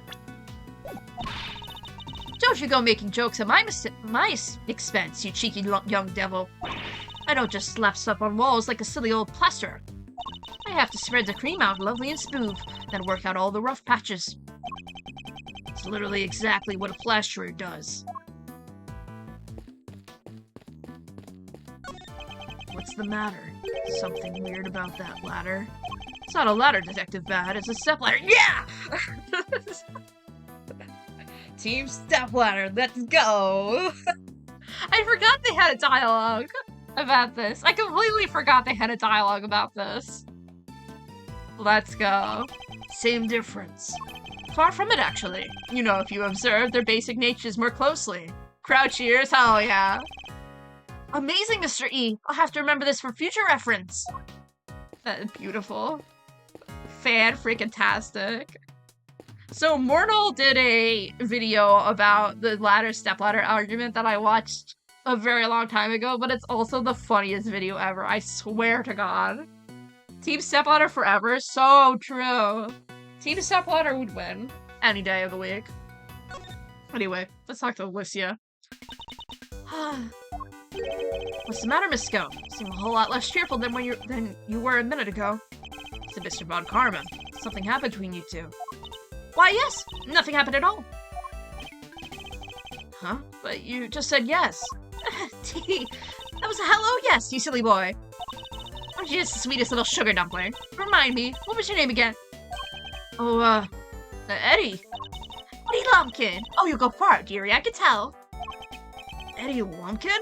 I gave her an accent, and then I've taken away her accent. We're just gonna go with no accent, I think. Unless if it becomes very, obvious that they're trying to write her with an accent.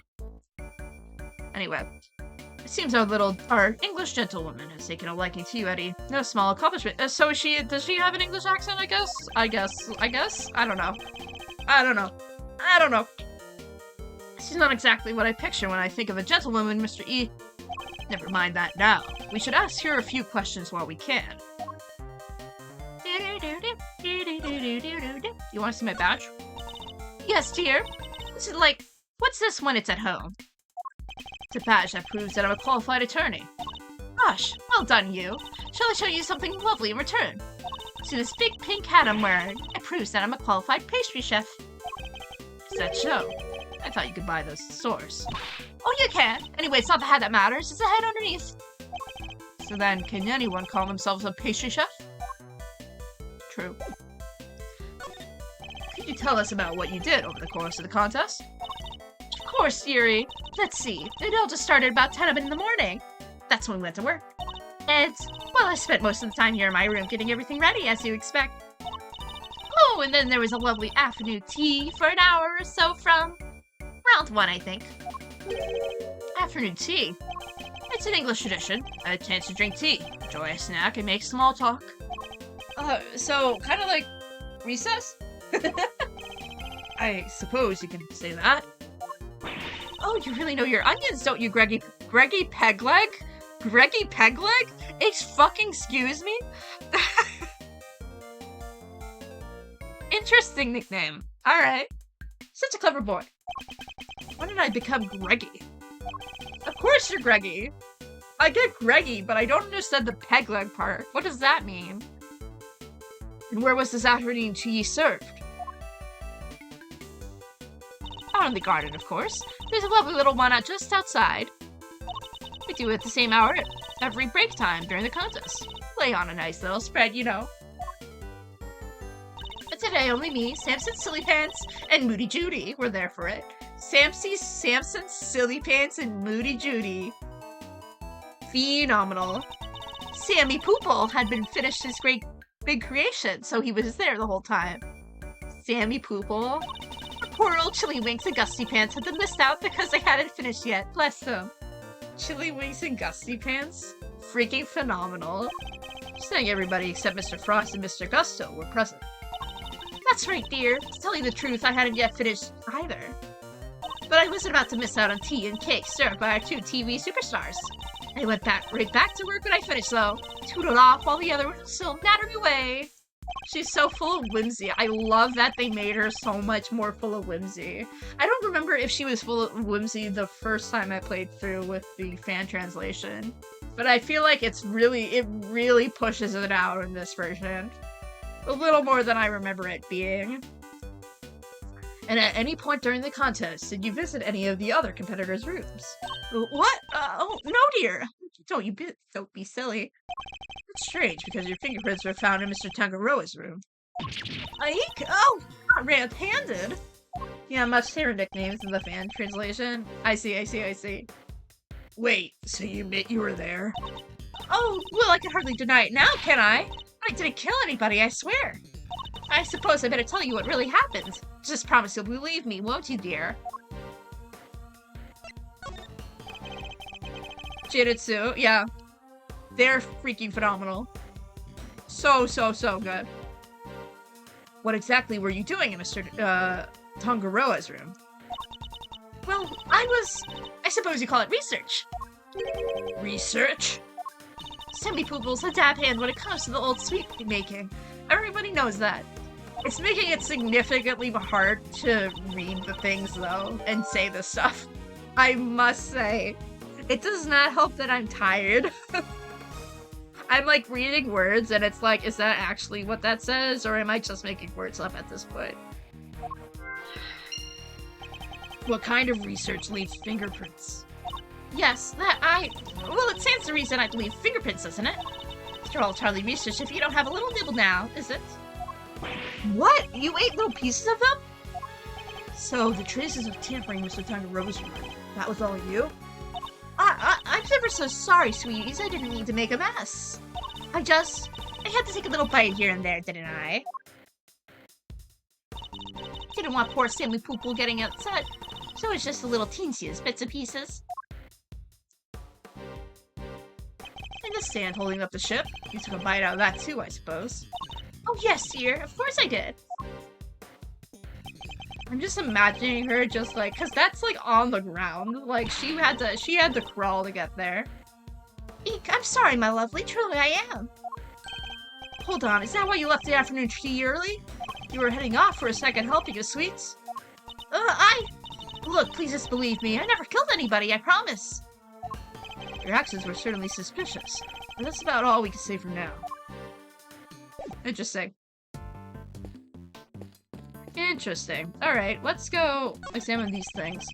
It's a cute little elf made of candy, and it's sitting on the little tree stem. Huh, the lipped cream decorations around it are beginning to lose its shape. But the elf seems completely fine. Strange. True.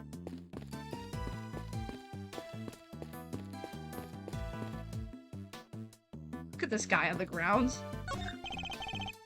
Don't turn around. Don't turn around. Turn around. You'll eat it. You can't eat the castle. Don't eat the castle. I guess he's watching his sugar intake. Great. It's a blowtorch, some chemicals here. I guess it's all for cooking with. I wonder what these chemicals are. Let's take a look at the labels.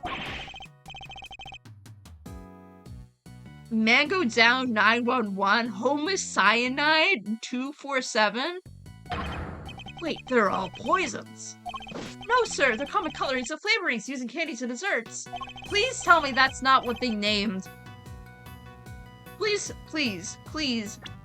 tell me that's not what they named. I don't remember if this is actually Normalia Fatalia, but if they named Fatalian Homocyanide 247, I swear to God. They're asking for trouble with a name like that. Now I'm curious to what homocyanide might be. Homocyanide. Not that. There's a small door on the wall here, just like Mr. Tangaroa's room. Here, I'll open it. Temperature 68 degrees, light set to green. St. Augusta said cream needs to be kept at 50 degrees.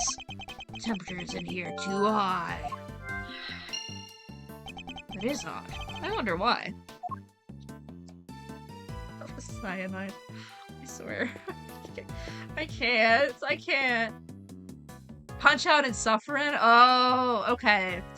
That makes sense. I was like, please tell me that's not the actual translations of those two really iconic poisons.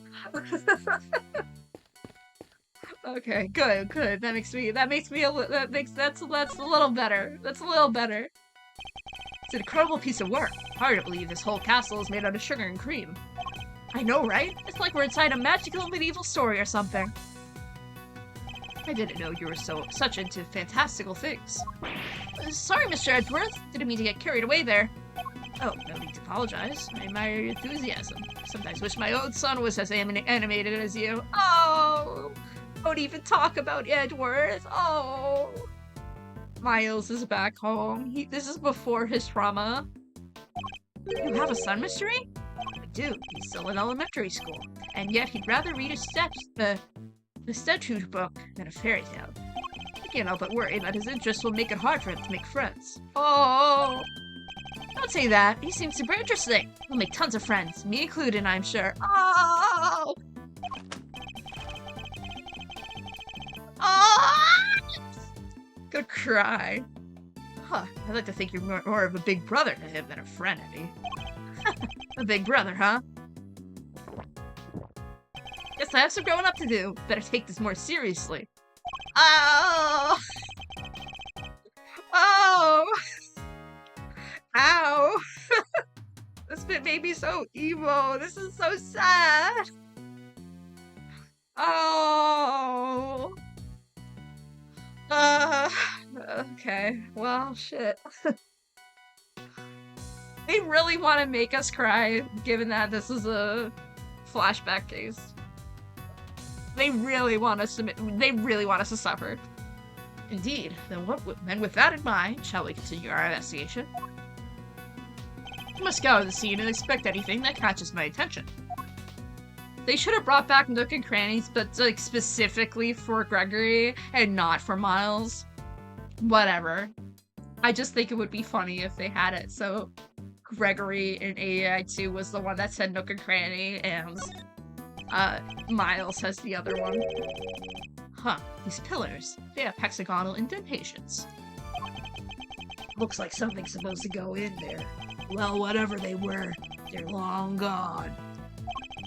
Hexagonal indentations, huh? I wonder.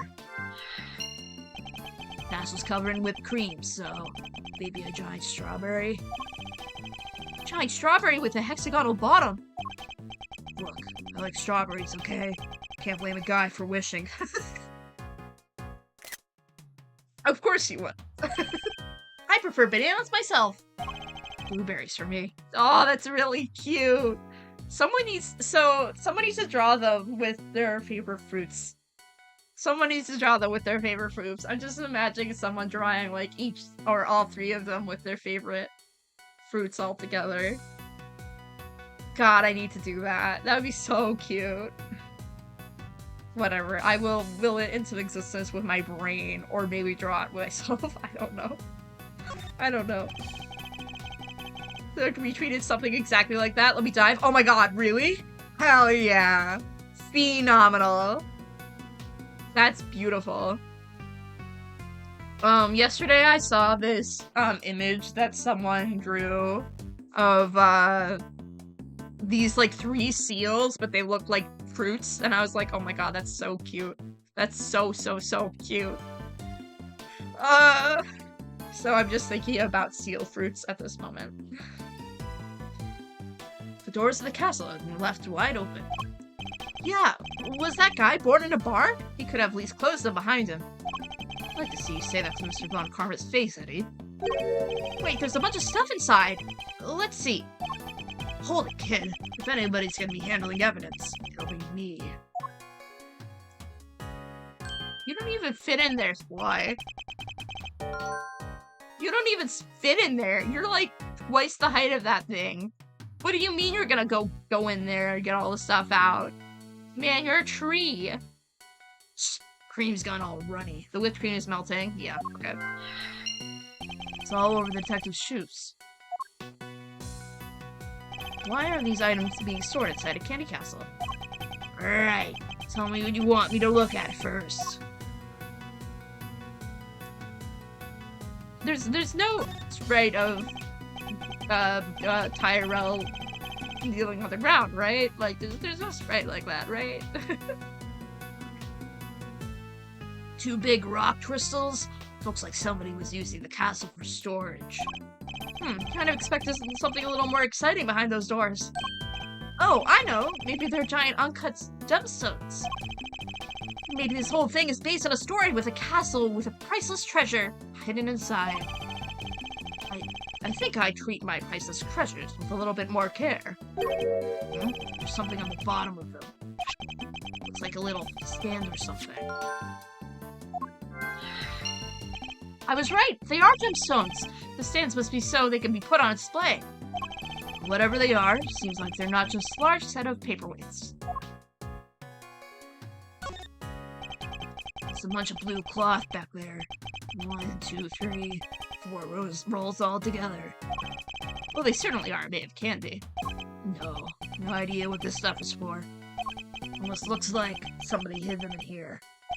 I think I've seen fabric in the same color somewhere else before. Anything else here? I don't think we have anything else to talk about, no. Let's logic it up. Oh, dear lord. High temperature, runny cream. It has to be those 2 things, right? Yeah, okay. The whipped cream in this room is collapsing because the temperature is too high. It's 68 degrees. My messed up shoes can vouch for that. And yet, when you open the doors to the castle, the handles themselves are just fine. Yeah, they were sturdier than expected. Sturdy? That's not the way I would describe most things made out of confectionaries. I think we better take another look at those handles, don't you? It's just wood, right? What the? I think it's safe to say those handles aren't made of candy. It's not just the handles, the whole castle. The little elves. They're all just plastic models with whipped cream smeared on top. What? So none of this is confectionery art after all?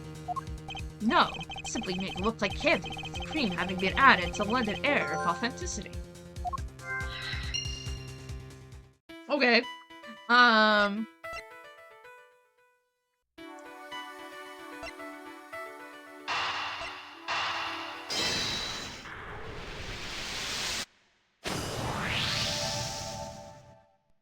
The rock crystal stands and the pillars that form the castle feature the same hexagonal shape. I believe the crystals are meant to be placed on top of these pillars. Oh yeah, hexagon to hexagon, makes perfect sense. But if that's the case, then why were they being hidden inside a castle? Rolls of blue cloth and the rock crystal inside the castle. Imagine both must belong to Miss Scone. Miss Scone, what were you using the items inside the castle for? Who? You know those? Sorry, Lemkin, but I'm not allowed to say. Bow Wow Thylacinus? Thylacinus? What? It's a thylacine, right? Is that just like her bakery name? I'm looking her up.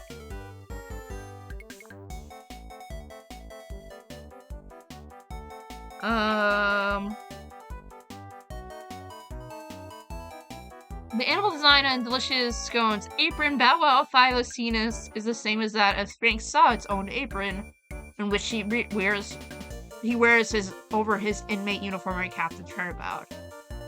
Oh, interesting. Thylacine, yeah. Love that. Is there any reasoning behind that except that it's funny? I don't think there's any exact reason for that, actually. I just think it's cute. But anyway, it's beautiful. Let me guess. Von Karma. Eek, how do you know? Please don't ask me to tell you. He'll have my guts for garters. Seems the prosecution really has no intention of sharing anything with the defense. Man, thought we were onto something with those giant rock crystals, but... What's that, dearie? You're interested in my little trinkets. Trinkets? Yes, my sweet! I use them to make people all lovely and relaxed. You use rock crystals and cloths to do that? I do! It's wonderful, you should see it.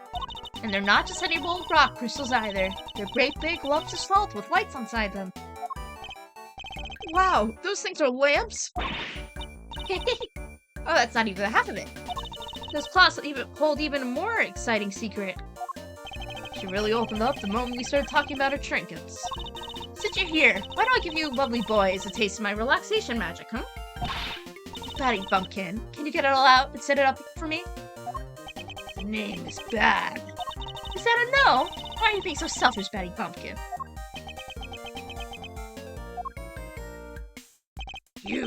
Have you finished taking photos of the room yet? Yes, sir. We have, sir. Then help Miss Scone here with something, will you?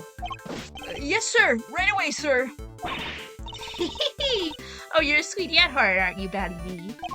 It's amazing, Miss Scone. Got him to do exactly what you wanted. That's some talent.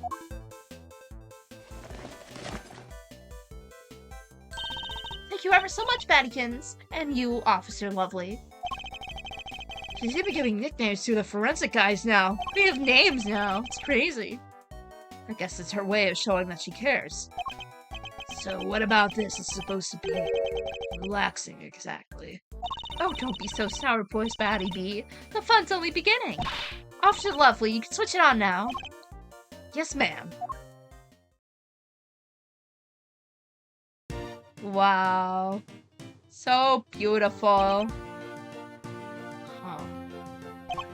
Wow, it's beautiful! Why that reaction shot of Gregory, huh? Yeah. Yeah. Huh? Wow, it's beautiful!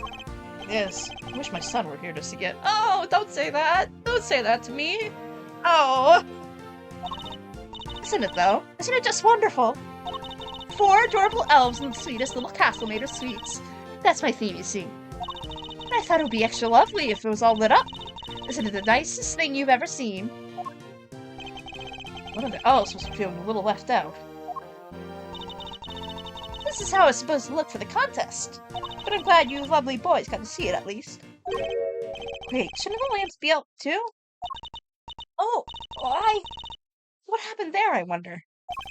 You better take a look at the lamps and the L's one more time.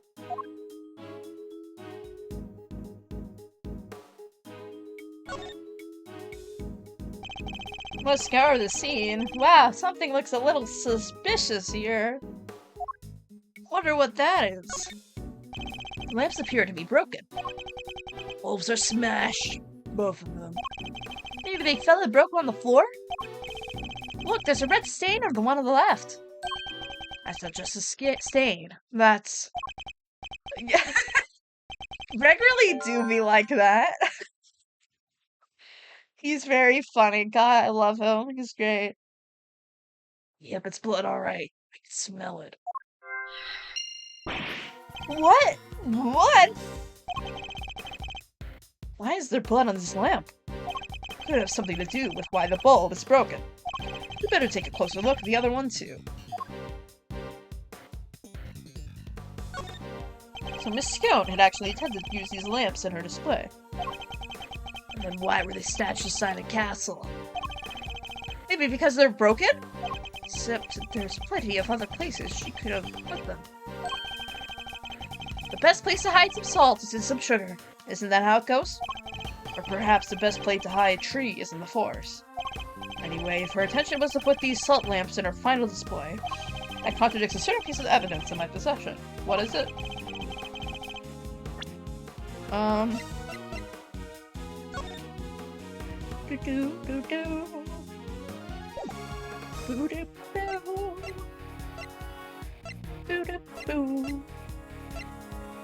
I guess the crime scene notes? I suppose. Eureka! It's interesting, Eureka.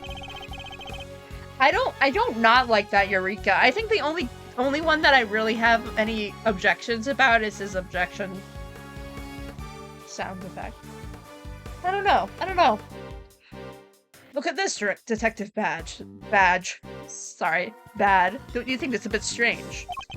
No, it's you is a little strange. Ugh. Maybe you need a little blood sugar boost.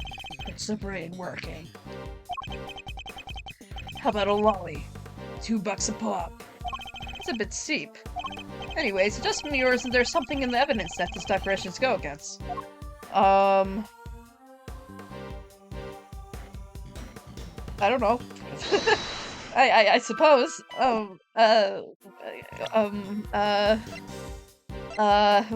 Okay, Oh! Haha, I'm a little silly. I think I know what it wants from me.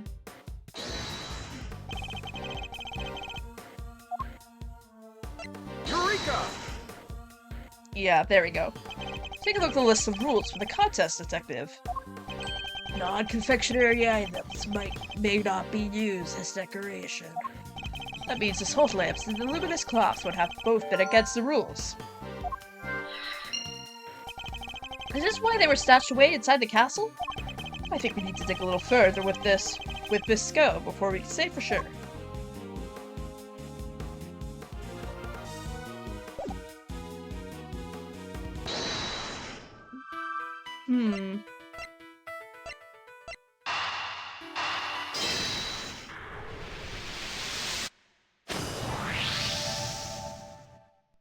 We know that the victim was struck and killed with something blunt. We found blood on one of the lamps, which is a smashed bulb inside. The lamp not have been the murder weapon. For sure, it definitely couldn't do enough damage to kill someone. It could definitely do enough damage to kill someone, I mean.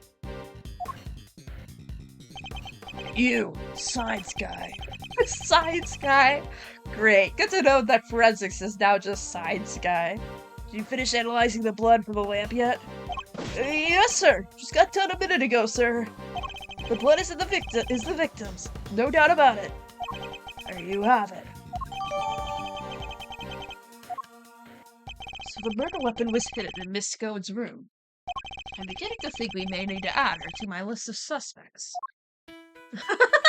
Did you guys just see the forensics? The forensic guy just like quickly go down because they had to revert him to his original position. It was just like a spray like change. It's like when someone like goes from like standing normally to T-posing. Anyway. I think these two, right? Yeah. So not only did she use decorations that were against the rules, she didn't even make any real sweets. Miss Scone made a mockery of the rules. Yeah, guess she's not gonna get crowned world's greatest now. And why is it so warm in here? Do you think it's got something to do with all this? Yes. It's a good question. I think we better go ask Miss Scone herself.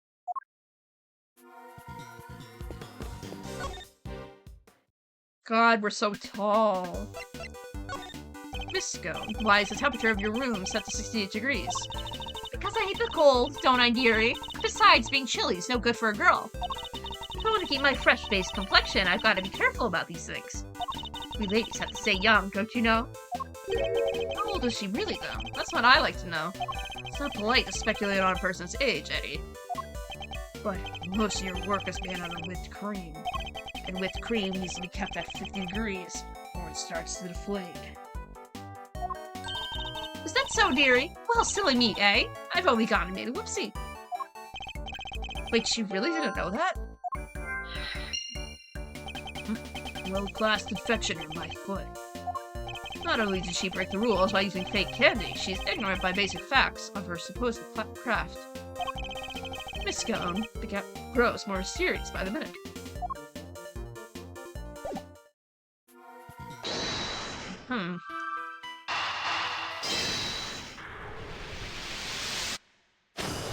There we go. Logic is done. Miss Scone appears to lack basic knowledge about how confectionery is created. And she says that she's stuck into another entrance room for research purposes. Are the actions of a world-class confectioner competing for a major prize? Oh, do you want to hear something sad? Oh no. But yes, please. Yes, please. Give me the sad vibes, but also. Yeah, not how I pictured her pro acting. Does she maybe just lack the confidence, or is she not actually a confectioner at all? Perhaps she had another agenda altogether. After all, Miles is only 1 inch taller than Gregory. Oh, sickening, but also he's taller than me then, which makes me sad. By 1 inch. God damn it. After all, we only have her word for it that she went into the room to do some research. Wait, you mean maybe she went in there to commit a murder? No way! There's no way for saying for certain, just yet. She is hiding something, that much I'm certain of. There's more? Uh-oh. Oh, there's definitely more to look at here, though.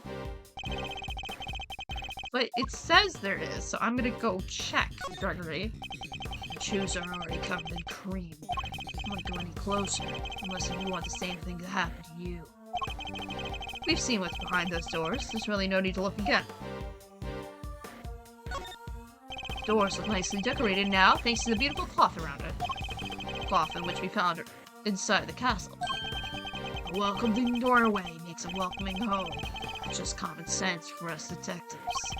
This is the man who just trampled all over the castle's entranceway. I'm gonna hold my tongue for now.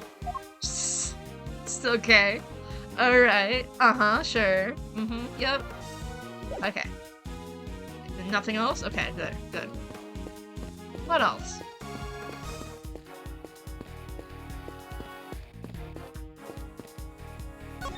This cute little elf made a candy, and it's sitting on a little tree stump. Fabric above it and the other decorations around it really add to a dreamlike atmosphere. Stare at it for too long and we might get swept up in the fantasy ourselves. Yeah, well, our job is to stay here, right here in reality, and get to the bottom of all this. Nobody's getting swept up in any flights of fancy on my watch. So I think the localization journal talked about how they did the lighting and stuff, and I think it's so cool how they made it so the lighting actually looks correct. Took 10,000 years, but I found it. Oh, hell yeah. Let me see this. Oh my god, they're so cute. Oh, they're so cute. Oh, they're so adorable. Oh my god. Oh my god. They're literally so baby. That is phenomenal. Thank you, Grovy. Oh my god. Oh. Oh. Greg's so polite. He is so polite. What a good polite boy. Good polite man. Oh. They're so baby. The little blueberry man is beautiful. Ah, the thick, sweet scent of delicious whipped cream is in the air. It's like a fairy tale, but real life. And yet there he was, standing in the middle of it all with that evil look in his face. His whole experience is wasting on the scary old creep. Come now, Eddie. You can't call people names like that. It's rude. Sorry, Mr. Edgeworth. I'll try to be more careful. But, in the future, you're gonna die because of this guy, so I feel like it's kind of warranted, but also I shouldn't know that, so we're gonna pretend that I didn't say that. It's just, it reminds me of this teacher I once had who was always super angry at me. Darn school teacher, huh? Now that he mentions it, Mr. Von Karma does have the look at one. Oh, don't say that. Oh, don't say that. Oh, don't say that. Don't say that. Don't say that. No, no, no. No, no, no, game. No, no, no.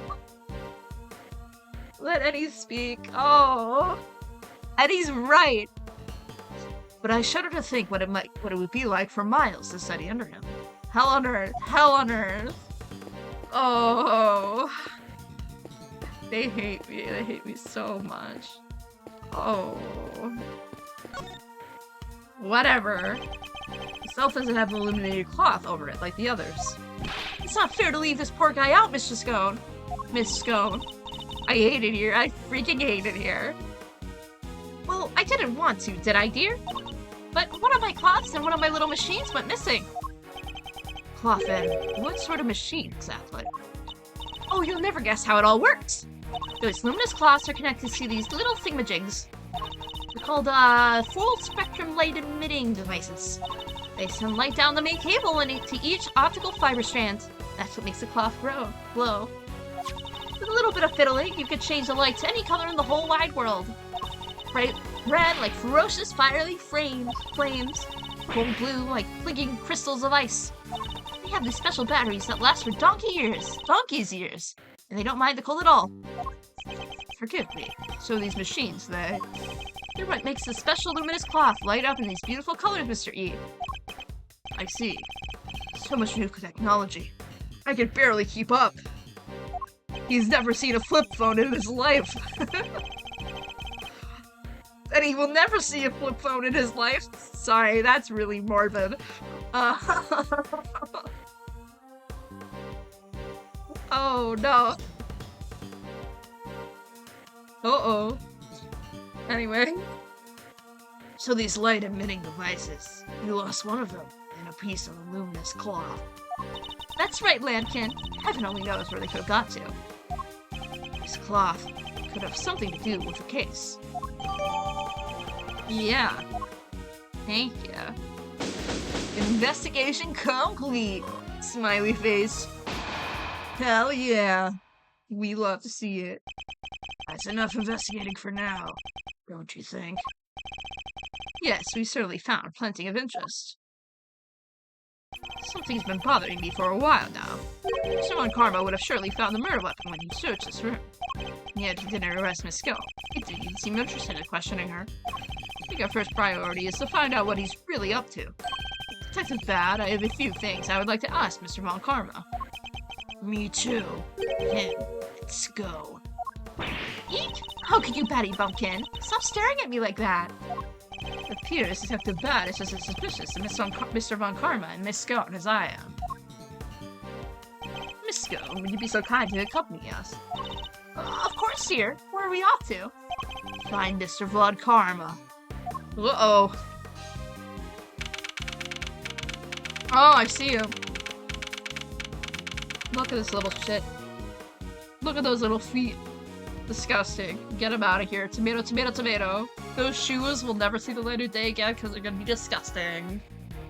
Because I made them gross. Disgusting. Look at him. Look at the little shit. Mr. Von Karma, we would like to speak with you if that's alright.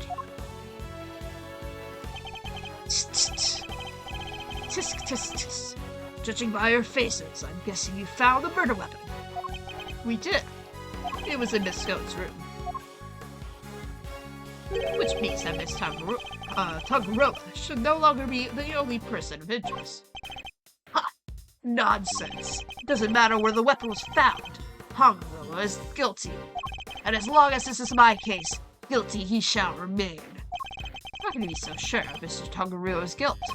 You have an explanation, I presume, for why the murder weapon was in Miss Scout's room? Oh, of course I do, and I'll be delighted to share it with you.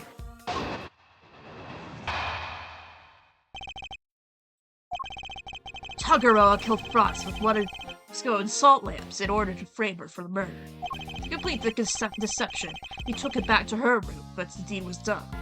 After all, if it had been found near the victim's body, Tangaroa would have been seen doubly suspicious. The body might be hard to move, but a murder weapon? Considerably less so. That's why there was no piece of evidence in the scene pointing to a particular suspect. Oh. Oh. Man. Ruh-roh. So it's your assertion that Miss Tangaroa took the salt lamp back to Miss Scout's room? It is indeed. But it is more than an assertion. It is fact, based on my own investigation. You mean to say you have proof that he did so? I don't mean any such thing. What? Tisk, tisk, tisk. If you have a rebuttal, I'd be happy to hear it. But I highly doubt you'll be able to fault my logic.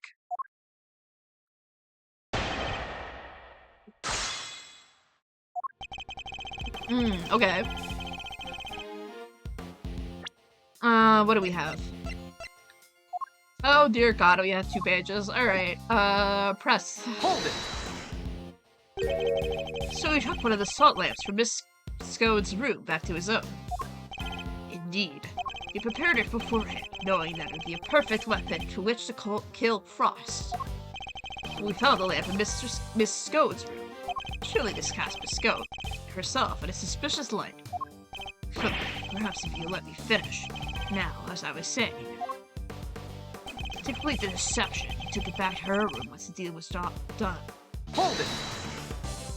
You're talking about the lamp of rock salt that was hidden inside the candy castle, right? Precisely. I was the one who found it. So be grateful. It's thanks to me that you have used such a vital piece of evidence. What made you go inside the castle in the first place, if you don't mind me asking? This same game takes DL6 and elevates it from just sad to freaking Shakespearean tragedy. Truly. Well, it's like... every time you press him, you're like, oh, this is just gonna make everything worse in the future. It's like, oh no.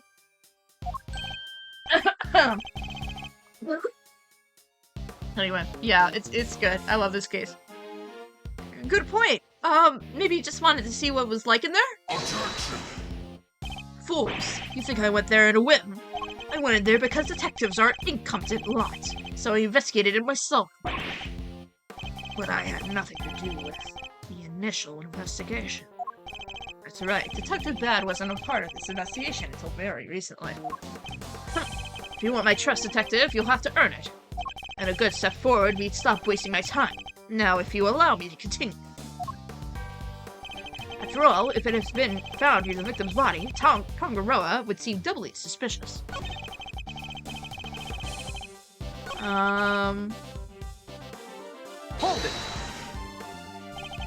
But he came under suspicion, anyway, due to the body being in a room. So why? Would you like to hear a favorite expression of mine? Even a dog can hold still and stay. Now let me finish. If only I could say the same to you. Damn. Honey may be hard to move, but a murder weapon. Yeah. So do you think he hid the body in the chest, but removed the murder weapon from the crime scene? Yes, he foolishly believes his own creation to be the perfect hiding place.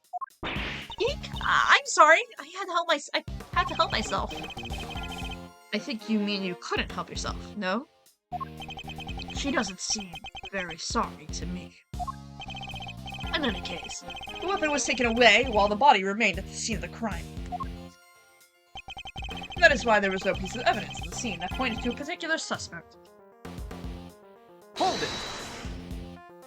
But if there's no proof, how can you say for certain that Mr. Tongaroa is the culprit? Gregory, please stand up for yourself. Truly. Tisku. Is that the best you could do at pressing me? Listen here. The presence of the body in Tongaroa's room is in itself proof enough of his guilt. Objection! And you don't find evidence pointing at other possible suspects? Perhaps you should take another look. You might. You really don't give up, do you? There's no need to take another look. Tongaroa is guilty. End of story. If you insist on asserting otherwise, then show me some proof to back up your ridiculous claim. I have to think over the scene of the crime. Mr. Tongaroa really isn't guilty. And there must be something that points to somebody else.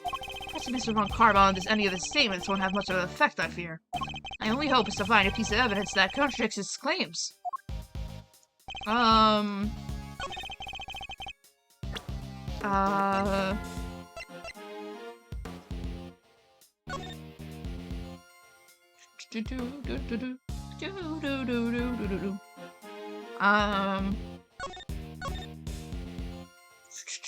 The loop is closed, so the ship collapsed.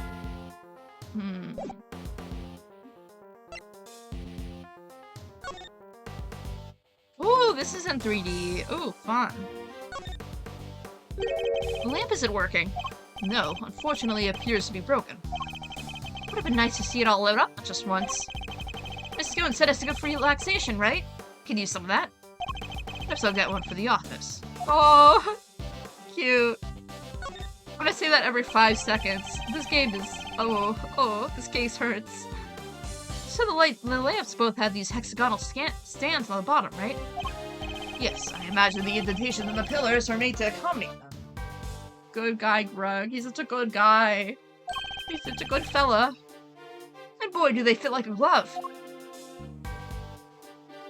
Is that it? Are we not gonna talk about anything else? Okay.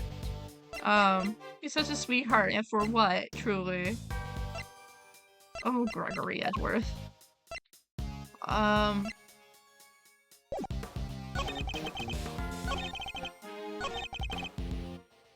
Is it the... Objection! Yeah. It's true that the murder weapon and the blood-stained chocolate were removed from the scene of the crime. But something else remained that does point to one person in particular. Take another look at the photograph of the body, if you will. Man that you are, true. The cloth covering the victim's lower half is not one of the is that not one of the same luminous cloths we found in Miss Scone's room? What's that, dearie? One of my lovely colorful cloths? To see the crime, eh? Luminous cloth. Nonsense. I see no light you speak of. I guess he doesn't know how it works. They look like ordinary fabric at first glance, but attach one of these light-emitting devices, and the difference soon becomes apparent. Look at his face. I don't think he was expecting that. The fact that the cloth can be lit up is neither here nor there, but to show what's important. One of the rolls of cloth from Miss Scone's room went missing, and if you look closely at the blue cloth in the picture, what did you say it's clearly made of the same material, Mr. Von Karma? This old lantern and luminous cloth both belonged to Miss Scone, but seeing as the body was wrapped up in such cloth, surely you even have to admit that's suspicious. Mr. Von Karma, I think it's time to accept that a number of factors point to Miss Scone as a person of interest. Gregory was 100% the kind of kid who would stand up to boys in class no matter how many times he got beat up for it. Yeah. Yeah. Eek! That's right. Reggie Pegleg, how could you? You're accusing me of all people. I'm not accusing you of anything just yet, but I do think you're hiding something. That's not... Objection! Just to clarify, your assertion is that both the murder weapon and the cloth were in Miss Scone's room prior to the murder. Exactly. Tisk tisk tisk tisk. Something funny. Only that you've walked so carelessly into my trap. Neither the cloth nor the murder weapon were in fact in her room. So sorry to have to break it to you. What does it mean? Tangaroa spotted them before the contest began and noted that the lamps and cloths contravened the rules. He subsequently confiscated them and took them to his own room for safekeeping. What? Then, after the contest began, nobody saw no hide nor hair of Frost as he secluded himself in his room. And the only person capable of entering his locked room was Tangaroa, possessing as he did the only key. And as you now know, he was also in possession of the lamp used to commit the murder. So you see, I have everything I need to get Tangaroa convicted all along. Well, how does it feel? To have lost to me before even setting foot in the courtroom. Ugh, this can't be happening. Wait, all of our hard work was for nothing? Miss Scone, why didn't you tell us that your stuff was confiscated by Mr. Tangaroa? Well, dear, many kids said that if I spilled the beans, I'd end up being the one under suspicion. Mr. Von Karma said that. And he wasn't wrong now, was he? You two accused me yourself just a second ago. Tisk, tisk, tisk. Pathetic. Curse you, Von Karma. You led us to the murder weapon knowing we'd make certain assumptions as a result. One more thing, my pathetic friends. There are 2, and only 2, sets of fingerprints on the murder weapon. 2? Yes, those of Delicious Scone and Samson Tangaroa. No others were found. Tangaroa used the lamp he confiscated to murder Frost. He was foolish enough to hide it in Miss Scone's room, without first removing his fingerprints. Tisk, tisk, tisk. At this rate, no one will even need to testify. My perfect evidence will do all the talking for me as I secure his guilty verdict. Objection! But wait, what about the luminous cloth that was left behind in Mr. Tangaroa's room? What about it? Probably meant to return it after disposing of the body. I don't have enough to disprove any of what he's saying. Tisk, tisk, tisk. No more pitiful objections? Then get out of my sight and close the door behind you. Mr. E! I'm about to just give up. So you mean to waste more of my time? Bad, I escort them off the premises now. This investigation is not over yet. Detective Bad, what is the meaning of this? Sorry, but I'm not in the habit of leaving cases half solved. Bad, my homie, my guy. We love you, Bad. He's great. There's still one last thing from the crime scene we haven't identified. That's right. We still have the evidence of somebody's activities to account for. We can discuss your lingering doubts at your leisure, Detective. Whatever that might be, there are no business to the defense. Objection!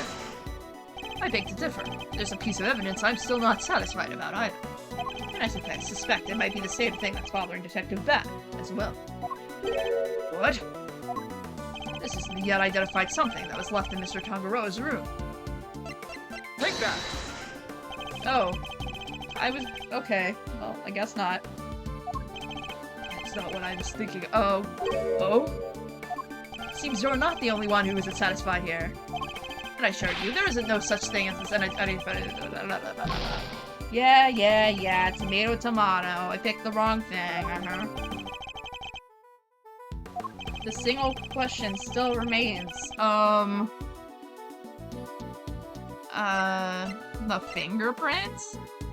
Take that! They're finger marks on one of Mr. Tangaroa's creations.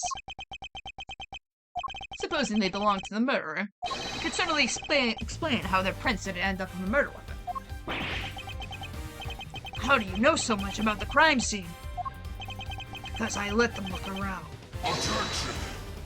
You let the defense discern the scene, Bad. Are you out of your mind? I don't remember you telling me not. Insolent worm. You do well to remember this then, Detective. That the results of your next salary review is up to me. Oh. Detective Bad's in trouble now, too. I'm sure glad you're my boss, Mr. Edgeworth. As long as you remember that the results of your salary review is up to your performance on this case. I'm your attorney and covering such a fact based on a cursory investigation. I'm almost impressed. But it's entirely possible that the finger marks belong to Tangaroa. After all, he wore gloves when preparing his creations. Objection! But can you prove conclusively that the finger marks are his? Furthermore, there is still something about Miss Scone that doesn't add up. Isn't there? Or are you simply not prepared to admit defeat?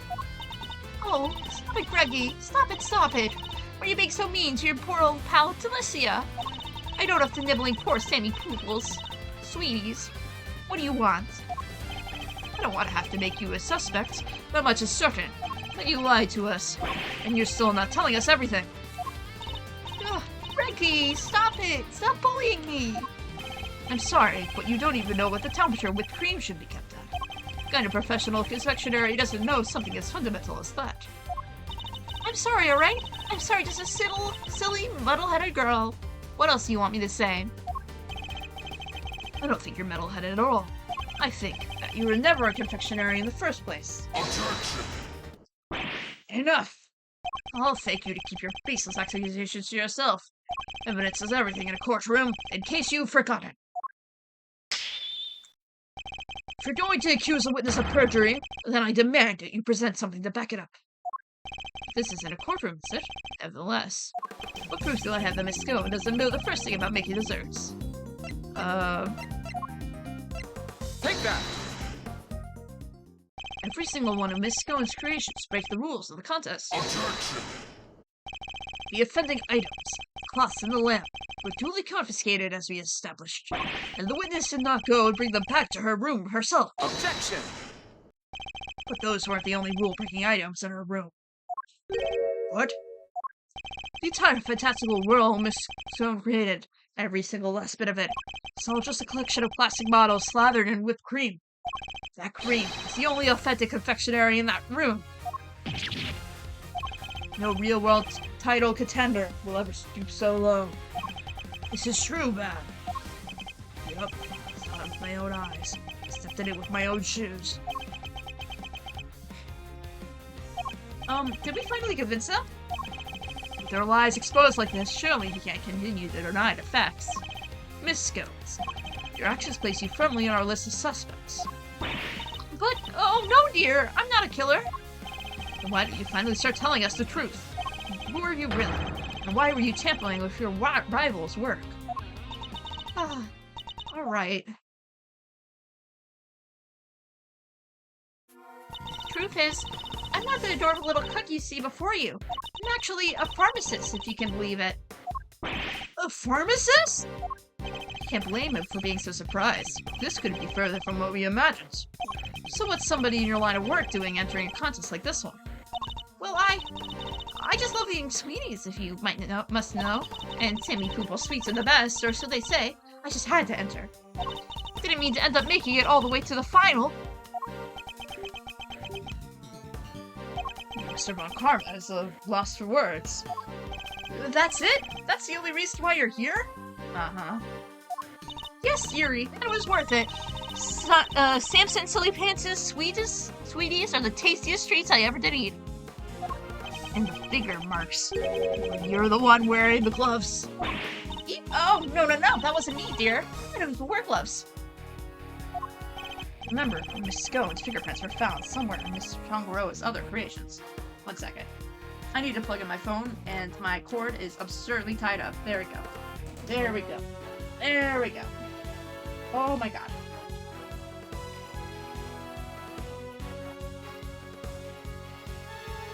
Oh my god, why is it so tied up? Oh, there we go. Okay. There we go. Hey, shout out for Delicia for completely subverting her Ace Attorney pun name. True. Also, shout out for Delicia for keeping her pun name from the localization, or from the fan translation. I think it's very funny that she's the only one that stayed. I say that points to her I'm not wearing any gloves. Exactly, Lampkin. Pretty Pegleg's got the right end of the stick. I'm an innocent woman. Objection! Is your head filled with cream, too? Eek! Sorry, Minikins. Her head may not be filled with cream, but she's certainly no master of subterfuge. Miss Scone, Were Mr. Tangaroa's works the only one you sampled? No, dear. I couldn't help myself. When I finished my afternoon tea, I tiptoed over to Chili Wink's room for a little taste, too. Huh? You were in the victim's room, too? Yes, dear. Nobody was in there, you see. Possibly because the occupant was already dead. But I couldn't stomach one little bite. Never tasted something so salty in my life. So I had myself one of the teensy sharp deep bits off the one of the sides to cleanse my palates. You have quite the sweet tooth, don't you, Miss Scone? Indeed. What didn't she sample? That's everything. I promise. Greggy Peggles, Mannequins, I'm so sorry. Didn't mean to make a mess of things. As long as you do... English. As long as what you've told us is the truth, that's all that matters in the end. Do not think for a second this means I myself believe you. Going to investigate the victim's room now. We'll see how truthful you have really been after I'm through.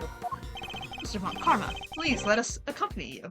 I think it's only fair that we be allowed to investigate the veracity of our conclusions. Accompany me if you'd like, but don't think for a second you'll be permitted to conduct your own investigation. We'd like to accompany you all the same. Ooh. Uh-oh. I keep forgetting it's, Christmas Eve. 24th. What is the meaning of this? Yeah! We got the frost room. We saw nada. We saw nada. It was all gone. The old enchilada.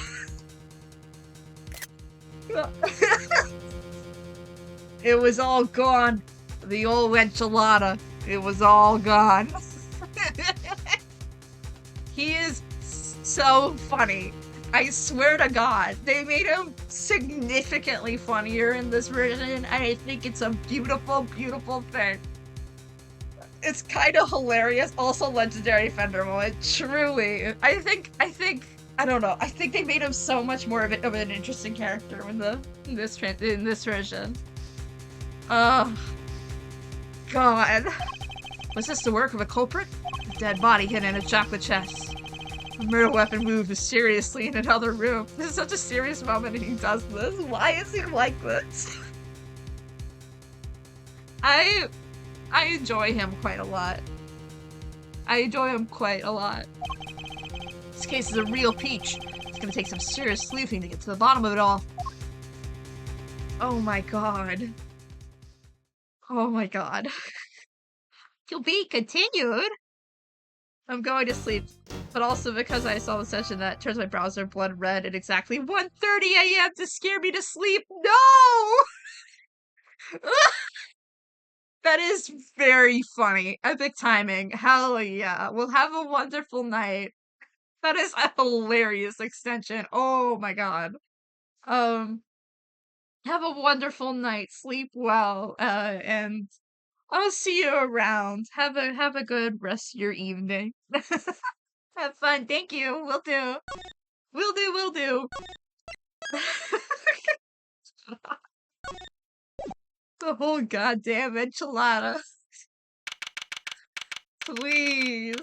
Oh my God, I just realized who we're gonna see today. Oh my God. Yippee!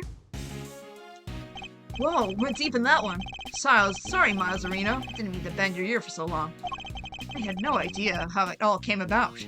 I read the files, but they don't go anywhere near to that level of detail. Huh. But they paint things in a much rosier light for the prosecution, too. Von Karma's one in charge, after all. What happened with the case after that? Well, what with the ice sculpture vanishing from the victim's room, things hit a bit of a rough patch. So rough, in fact, that it took a full year before they could even reach a verdict in the trial. A year? This was back before they brought in the whole initial trial thing. You didn't have to finish up double quick time like you do nowadays. I see. Did they ever find out if the victim's creations managed to disappear?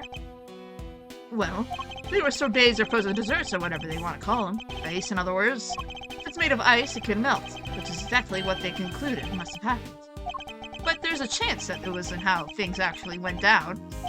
What do you mean? So this place is a gallery these days, but back then it was Samson Tangaroa's... I didn't read that. Place, yeah? Indeed, and the site of the AAI2 incident. Well, word is that Frost's sculptures are suddenly back in display, 18 years after that fateful day. The very sculptures the victims made? Who knows? Could be that they're just modeled on their originals. But I figured it was worth coming down for a little look-see, just in case. Seemed like the least I could do for poor old Gregory. Well, alrighty then. Let's go take a look at these icy marvels, shall we, kiddo? I believe they're on display in the Winter Ring, as it's very snazzily known. Oh yeah, I am very excited for this next part. So, Winter Wing.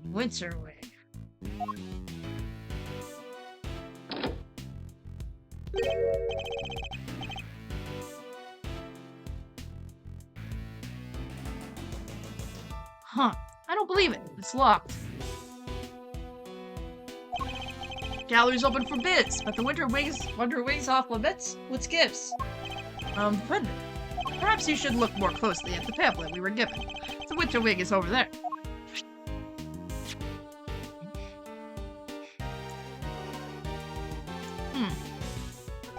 It is? Freaky. Could have sworn it was this one. Anywho, shall we? Time to dive in and see what we should have seen 18 years ago. Yay! And the crowd cheers! We are in so much joy and happiness to see these two lovely little guys. They're so cute. Oh, yay! Yay! Oh, I love them so much. Brr. See, they're still keeping it chilly as heck in these rooms. I'm about to turn into a popsicle stick. It is the Winter Wing, you know. But you're right, it is like a freezer here. Could be a trick of the light, but it feels like the whole room is made of ice. The temperature controls will still be somewhere in the back there, if memory serves. Hey, Meisler! Can you go peep the degree count? I think a complaint to the management is in order. There is such a thing as too cold, yeah? Alright, if you insist.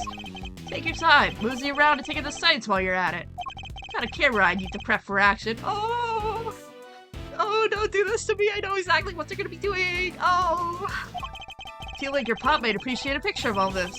Put him at his grave so he can have a gander. And of course.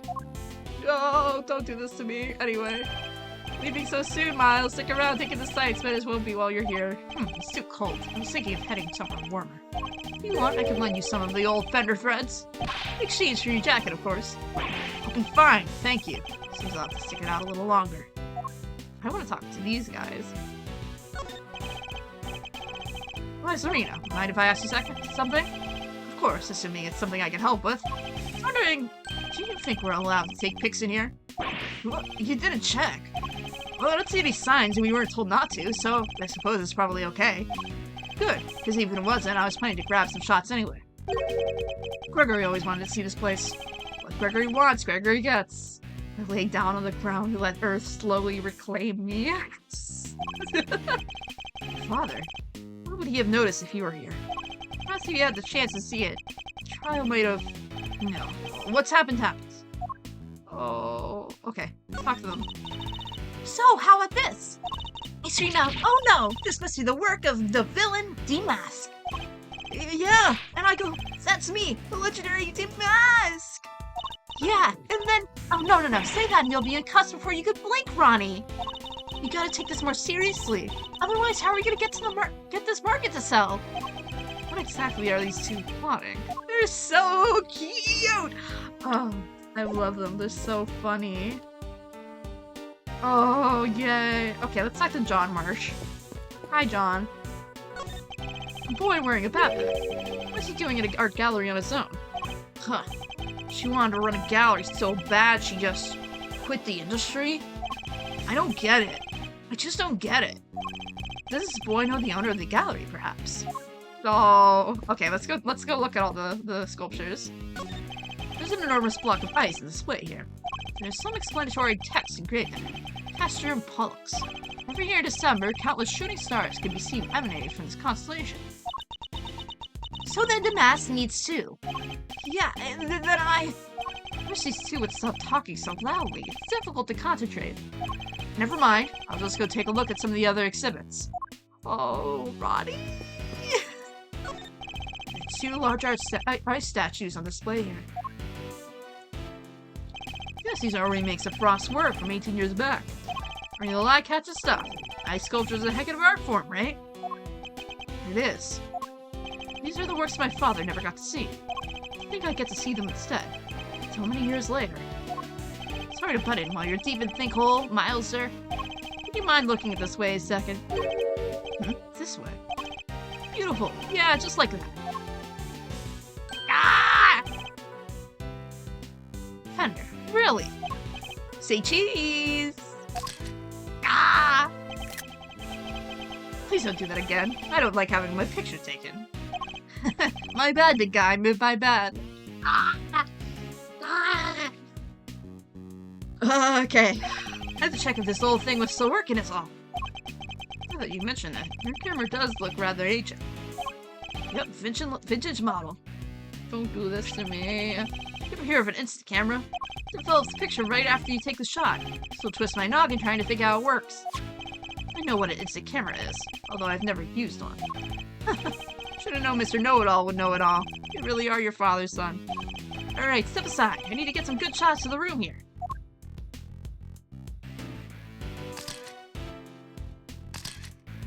For all his joking, he looks very serious about the pictures he's taking.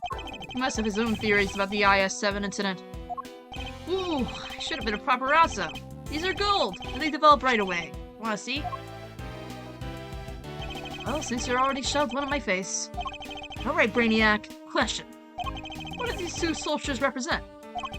They appear to represent Taurus and Gemini, two constellations best observed during wintertime. Bingo! He shoots, he scores! Whew, you're a regular encyclopedia, Miles, sir. Guess that's why this is the winter ring, right? Because they have all the winter star stuff in display here.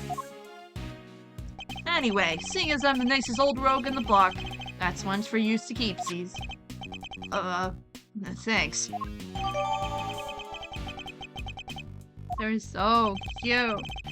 So the victim made these same Zodiac statues out of favorite ice for the contest 18 years ago. Sure did. Lovely class life-size desserts. I only ever saw old ones in photos, though. But those are the spit of the originals. So this is what you wanted to show me? Yep. I think Gregory would have wanted you to see him, too. And I may not have had it in me to come here on my own. Sorry to drag you along. Not at all. I'm happy to be able to see where my father's final case unfolded. Good to hear you say so, Palio. Let's say we grab another quick snap to commemorate its heartwarming occasion. Absolutely not. No. Okay. There's a huge block of ice in display here. It must be incredibly heavy, though maybe not. What with it being hollowed on the inside. It's a constellation engraved on the surface, along with some explanatory text. The Pleiades, known to some as the Subaru. They form part of the larger constellations of the Taurus. But why cram so many stars on one tiny part of a single constellation? These people in ancient times were unusually careful about such things. It's a statue of a rather ferocious-looking bull. Not a gaze one would like to be fixed with. Then, it was always taught to return a stare with a stare. Although, in this case, discretion might be the better part of valor. This lamp appears to be made of rock salt. Its illumination of the diagram of the zodiac just above it. Yes, both Gemini and Taurus are not only zodiac signs, but constellations that are visible during winter. Winter constellations on display in the winter ring. And uniquely, these statues are made of flavored ice. According to the pamphlet we received, the ones in the other rooms are made of crystal gas. Ice might be rather fitting in the summer wing too. Who doesn't like a nice show on a sunny day? But then it would probably be too similar to this room, I suppose. He looks so bright with his red with the orange in the background. Someone should draw something like that. I feel like having a... I think some sort of picture with, like, his red with the background that's that blue and green would be really pretty. Maybe that's just me seeing, ooh, pretty colors go brr, which is always a very potential case, because pretty colors do go brr, but still. Huh. Fender, I can't seem to find the temperature controls you mentioned. Oh yeah, it's a little tricky if you don't know where it is at. Here, I'll have it open for you in a jiffy. Huh? Everything's locked. Makes sense, I guess, when I want the visitors cranking up the thermostat and melting the yard. According to the pamphlet, the winter wing is kept at a constant 27 degrees. Ooh-wee! That's colder than a snowman's coldness. You can freeze to death in here. That is cold. I can admit that is cold. 27 degrees Fahrenheit is very, very, very, very chilly. Guess there's only one thing for it. Somebody's getting a snuggle. Hey, what's with Dice's stare? You want me to freeze to death? No. Alrighty, got the shots I wanted. Shall we scoot on over to the other wing to see what's cooking? Might as well do the full tour while we're here. I suppose so. Whoa! What was that? Came from the fountain room. Come on, let's go see what's up. Oh, hi, Larry. Maurice, I mean. Wait, I want to see this straight. 1 second. Everyone calm down. Everyone calm down. Everything's fine. Everything's fine. Look at him. He's panting. He is tired as hell. God, he's so sopping wet. Sopping wet cat with every disease. Anyway, let's continue.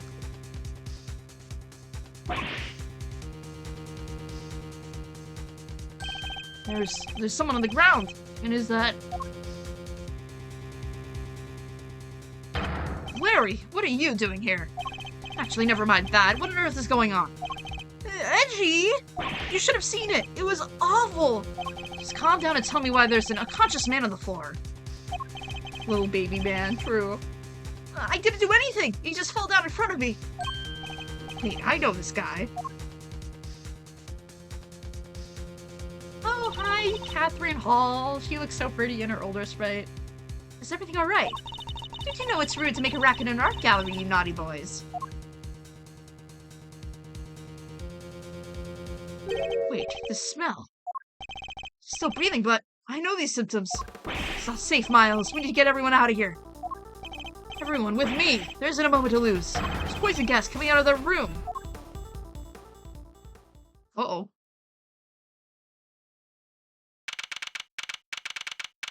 Whoa.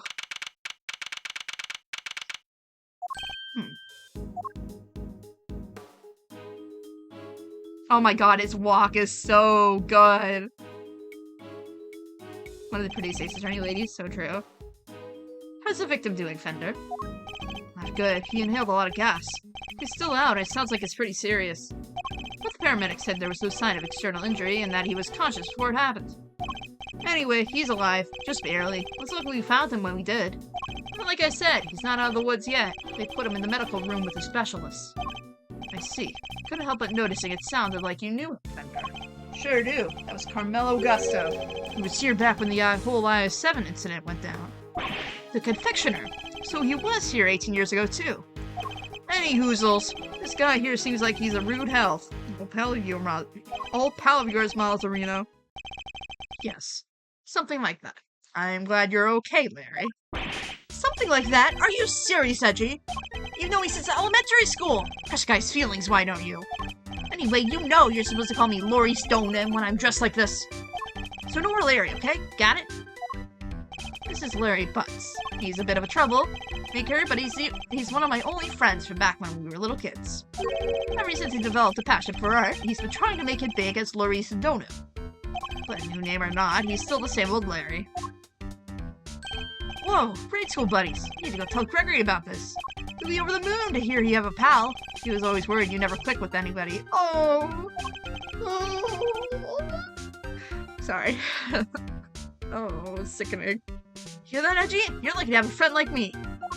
I never knew I was the cause of such worries for my father.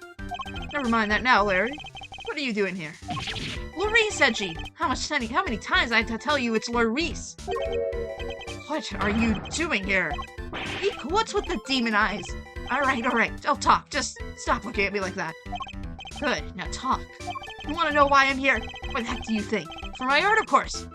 Oh, and I'm coming on a date here with Lulu soon, so I thought I'd better scope the lays out.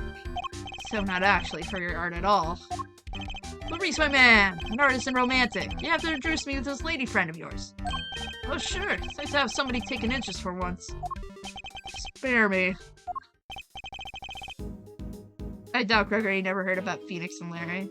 True. I really doubt that. Oh, by the way, Lauricio. Okay. Alright, fine. Oh, by the way, Lauricio, did you notice anything when you found the victim? Nothing in particular. Didn't you say you seen something awful? Oh, that. The old guy, he just appeared and then, splat, he was on the floor. Scared the life out of me. But for once, I had nothing to do with any of it. Don't look so proud. It's the least we should be able to hope for.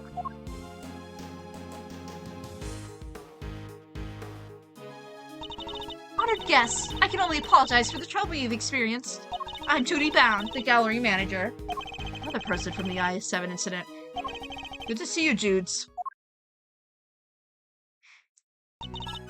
Mr. Fender, it's always been a pleasure. She was at the reception desk when we arrived, so she's the one in charge here. I can't believe you had to go through something so awful on our first day of business. Hey, quit that. It's not your fault. Oh, wait. I guess I better introduce you guys. Judy, meet Miles Edgeworth, son of the late, great Gregory. Really? You're Mr. Edgeworth's son? Well. Oh, she's so pretty. Isn't this fabulous? The great man's son here with us. 18 long years have passed, but now look, he's here at last. It's very lovely to meet you, Mr. Fine Attorney number 2. Judy, that was the bomb. See, you're a good voice as ever. Miles Edgeworth, prosecutor. It's a pleasure to meet you. Oh, you're a prosecutor. I'm so sorry. Forgive me for jumping for conclusions. She's very polite. There's something strange about her. Oh, but hey, Judy. Can I, get an autograph? You can write it here. Well, if you're sure you'd even want such a thing. Why do you want it, Larry? Rude. You know who she is, right? Come on, Miles, sir. You don't keep up with the showbiz news or something, nothing. Yes, that's no big surprise. What's going on? Why are they looking at me like that?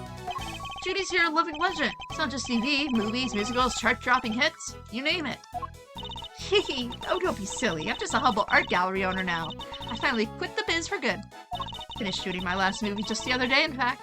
So my co-stars may be kind enough to say that they would come visit once we open. Anyway, here we are, and good luck with your artistic endeavors. Thanks so much, Judy. I'll treasure it to my dying day. Ah, you and me are peas in the pod, Larice. Peas in the gosh dang pod. How lovely for you both. Larry, could you go practice your drawing somewhere or something? You did come all the way for an art gallery, after all. It'd be a shame to waste the opportunity. Real artists drawing our exhibits? What an honor. Heh, guess you could even have a bright idea once in a while, Edgy. Alright, Judy. Seeing as you're so nice about it, guess I will. Be right back. BRB. He's a real live wire, that one. That's one way of putting it. I can only apologize. By the way, there was another woman with you before. Where is she now? You mean Delicia? Delicia Scone. She's in the medical room helping care for Mr. Gusto. I call it the medical room, but it's nothing quite grand, of course. Couldn't stay with them as I'm the only one on staff, and I can't leave the gallery unattended for long. Delicia Scone. We've heard that name before, haven't we, Fender? Sure have. Seems like our IS-7 bingo card is complete. Something tells me this isn't a coinkydink. Perhaps I could offer you gentlemen a cup of tea? A drop of the old Judy Bound special blend? Why not, for old time's sake? That would be lovely, thank you.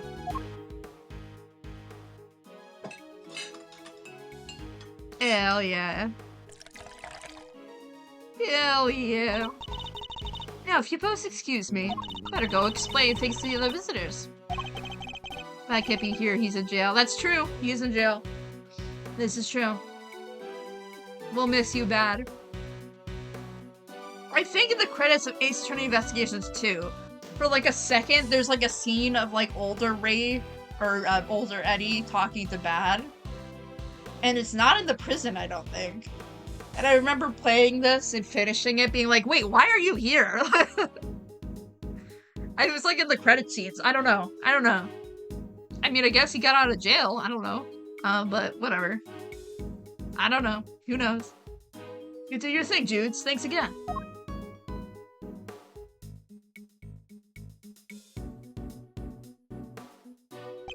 Saroma.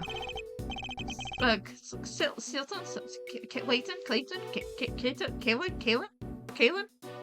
It was at the courthouse? Ah, yeah. Let's give it a try. This is a fine blend. A top quality Ceylon indeed. I think it's Ceylon. It's citrus aroma. It's said to improve one's ability to concentrate, right? Your old man said those exact words 18 years ago. Really takes me back. There's just one difference. She was cold to saucers back then. Not today, though, it seems. Anyway. Don't you think this is all a little odd? Every single person from 18-year-old case, all assembled in the same place at the same time. Yes, it almost feels like the investigation is in order. Mr. Edgeworth, sir, you're alright. Mr. Edgeworth, Mr. Fender! We heard you get caught up in a poison gas attack, so we came as fast as we could. Oh, I love them. Well, if it isn't the cavalry. Come on, T, bring it in. No way. Besides, you're both doing just fine. Didn't we just got ourselves all worked up for nothing? He must have been called in to testify about IS-7, so he must have been in jail. I think they just kept it ambiguous for spoilers. Oh, that's fair. Fair point. Interesting. That's interesting, yeah. Huh. Detective Gumshoe, what were you thinking, bringing Kay with you? Sorry, sir. I knew it was dangerous with the poison gas and all, but she would have taken no for an answer. I ran, but I just couldn't shake her off.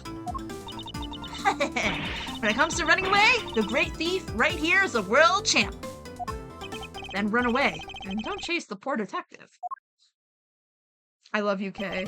Oh, I forgot he had this sprite. Whoa, look at him go. He has this little thingy. This is crazy. Gas Mask Gumshoe moment. Dear Lord. All set, sir. Just say the word and I'll head in there and start investigating.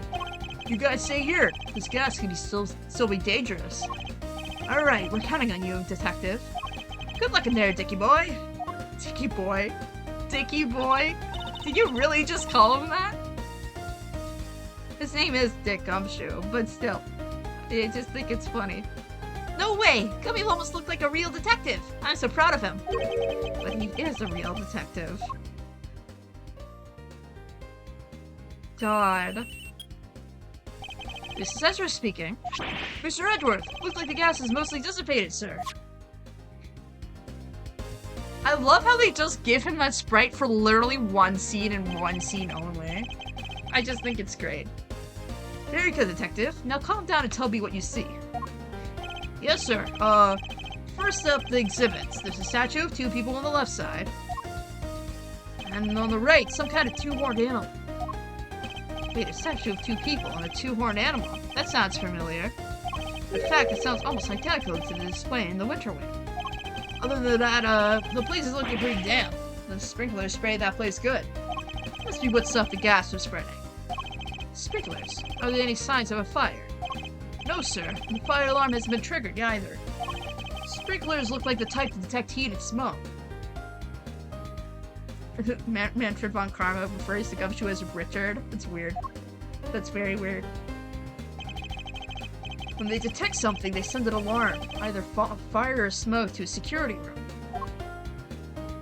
Just say where the gas is smoke and trigger the smoke alarm that way.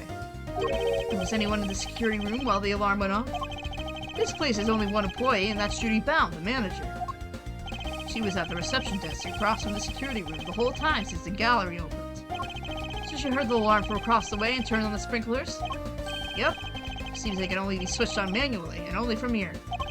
Wouldn't want art getting soaked for no good reason, I guess. If it's manual, you can maybe even check how bad the fire was to get some stuff out first. So the security setup is geared towards protecting the exhibits.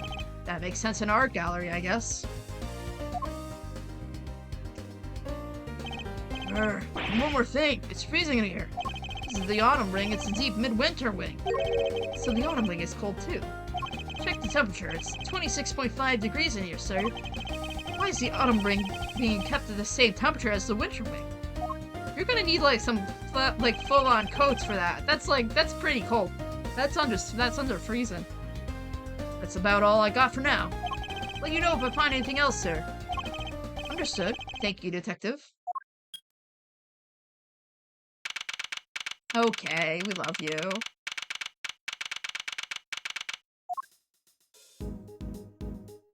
What did Gummy have to say? He said that the autumn wing is actually quite wintry. Huh? I don't get it. I'm wondering what it could mean myself, but it's a bit hard to tell from out here. We're just trying to get in there as soon as the police are done with the investigation.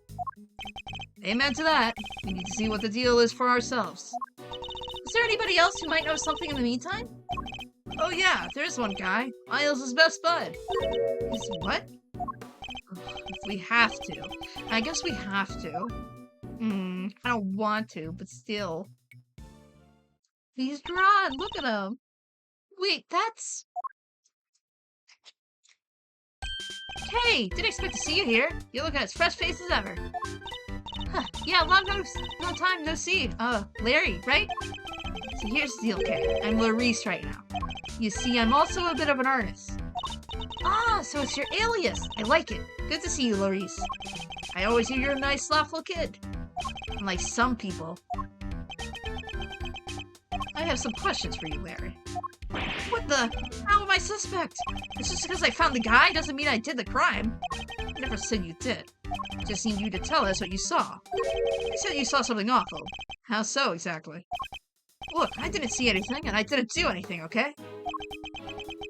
I don't think I did, anyway. Whoa, Chief. You don't sound so sure of yourself at the end there. There's something you should know about him, Fender. When something smells, it's usually the butts. We've been saying that about Larry for 26 years now. His ability to attract trouble is legendary, for want of a better word. His ability to cause trouble, too. I suppose I better find out what he did this time.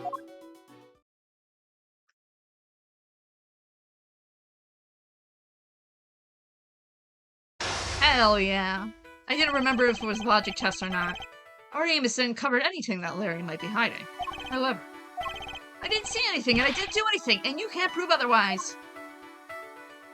It's almost impossible for him to keep his cool. I need to buy my time when he gets agitated and wait for him to calm down. Start by asking him to go into detail about what he's doing here. He shouldn't prove too much. He shouldn't prove to me. English.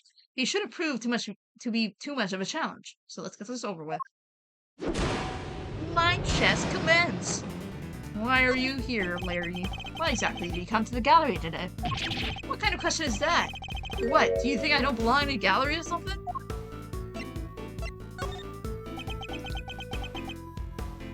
Hey, if you're gonna ignore me, then I'm gonna paint you your portrait. When I'm done, I'll scribble all over it.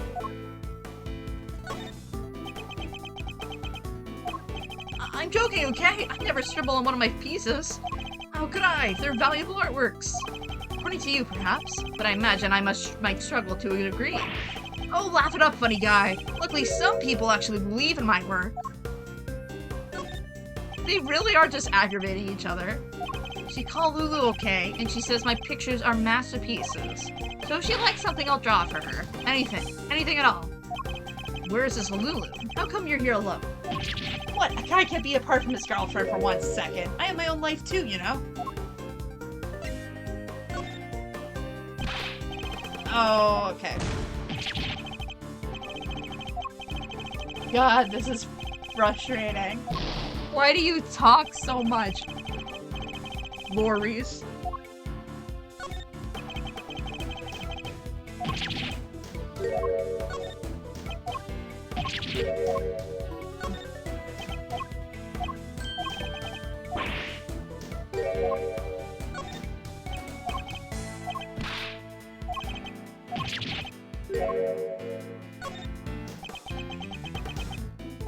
Fine. Lulu said she's a Gemini, okay? So I thought I could do a sketch of the statue to show her on my date. On our date. I expect you're pretty proud of this sketch? Not so much this time, actually. But, you know, it being her sign and all, just thought she might kind of like it. Huh. How very like you to try to tell me nothing and give so much away in the process. So to summarize, you came here today to draw a sketch of the Gemini statue for your girlfriend Lulu. What? How do you figure all that out? You're assisting prattling. You can't just help yourself, can you? Fine, then I won't say another word. Larry may want to keep his mouth shut now, but I'll have my answers one way or another. Let's ask him what he did after he arrived here at the gallery. We'll soon see what he's hiding. It's just a matter of time. Alright, tell me what you did once you arrived here. What's the big idea? Why are you staring at me like that? I don't remember. Didn't have a pamphlet, so I didn't know what was where. Just kind of hung around by the fountain.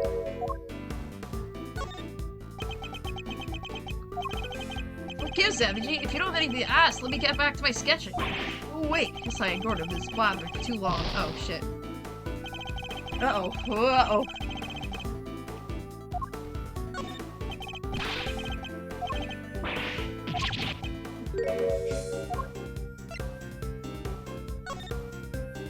You didn't receive a pamphlet when you paid your entrance fee at the reception desk? Huh? You mean entry it's not free to get in here? You mean to tell me that you entered without paying? Sorry, okay? It wasn't deliberate. There wasn't anybody at the reception desk is all. So I thought entry must be free. You're saying Miss Bound wasn't at the reception desk at the time. Yeah, but it looked like there was maybe somebody in the little room opposite. Interesting. According to Detective Gumshoe, Miss Bound had to enter the security room to activate the sprinkler system. So she wasn't at the reception desk because she was busy responding to the incident. And right after, she finally got the place open for business too. Poor Judy. The Winter Wing, gallery's greatest attraction, is gonna be ruined now. You're saying you don't have a pamphlet, and yet you seem to know all about the Winter Wing. For example, that the Gemini statue you came here to draw just so happens to be in that room.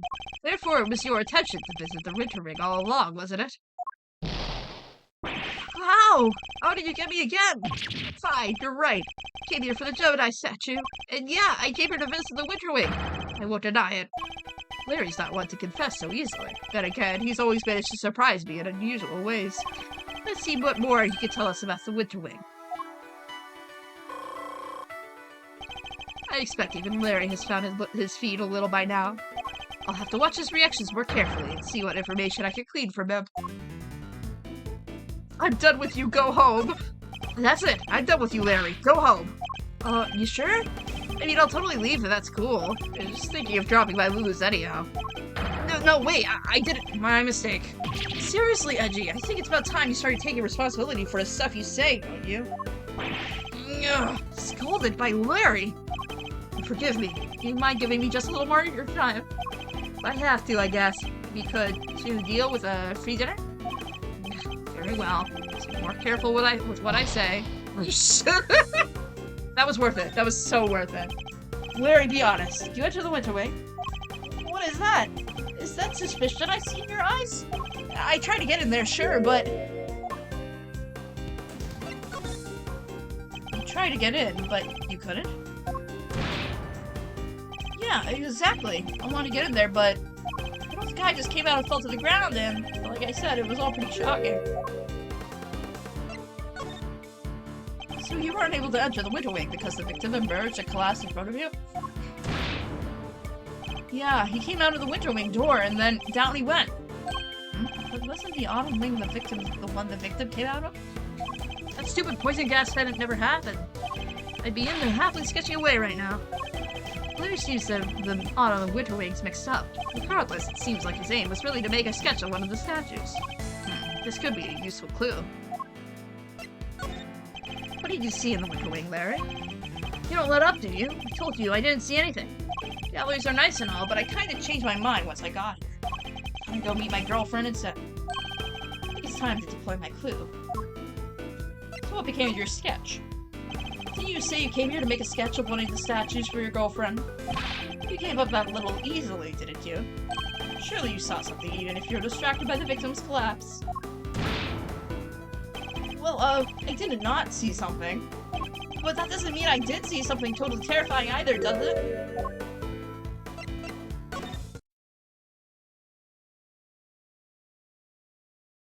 Really, Larry? You could at least try to make this a little harder for me. Put it to you, Larry Butts, that you did, in fact, see something totally terrifying.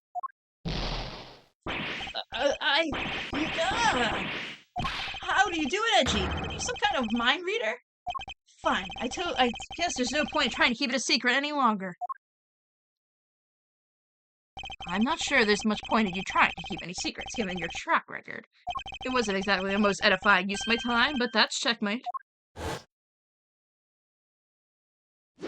Let's go! Let's go! It just couldn't help staring at that Gemini statue. My eyes were drawn to it. Objection! You keep talking about a Gemini statue, but there's no way you could have seen what you thought you saw. It's simply not possible. What do you mean? You think I saw a ghost statue or something? Or are we still laboring under the misconception that he was looking at the Winter Wing? A piece of evidence shows what Larry was really looking at. It's the pamphlet, right? Ooh, I want to see this. Ooh, look how pretty that is. Whoa.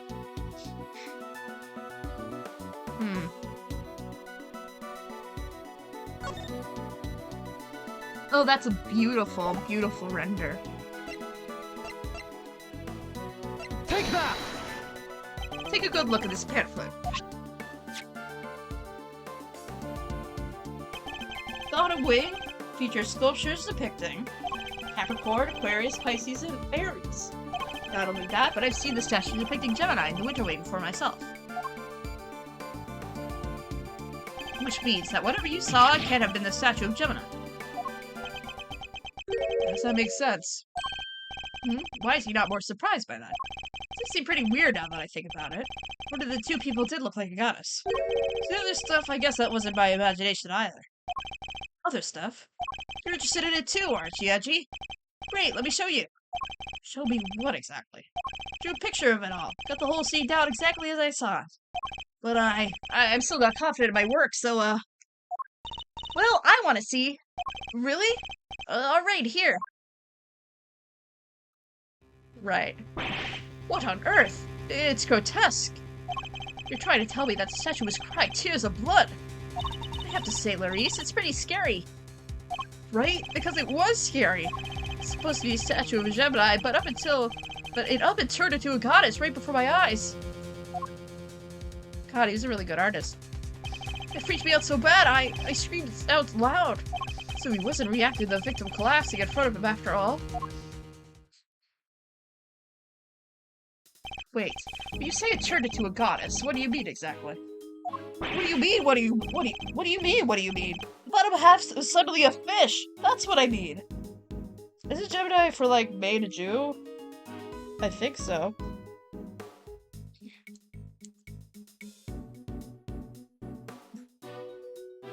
Oh god, I typed in Gemini and it was like Gemini AI cryptocurrency. Horoscope. Dates. May 21st and June 20th. A goddess with a fishy bottom half? Sounds like a Pisces to me.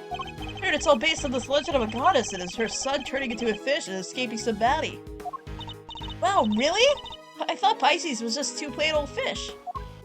Edgy, do you think the statue is cursed? I mean, tears of blood turning into a fish. It's pretty cursed stuff right there. Don't be a fool. I imagine you simply mistook one statue for the other. Oh, look at you, tucking it carefully into your organizer. I simply thought I might have a use for it later. Maybe the bathroom. You're the worst, Edgy. The worst. He's gonna throw it out. Oh dear lord. Kind of freaky deaky though, huh? A statue with a bottom half that changes shape. I'm pretty keen to find out what went down in the Autumn Wing, aren't you? Suppose I am, yes? Could there be some kind of trick to the Pisces statue, perhaps?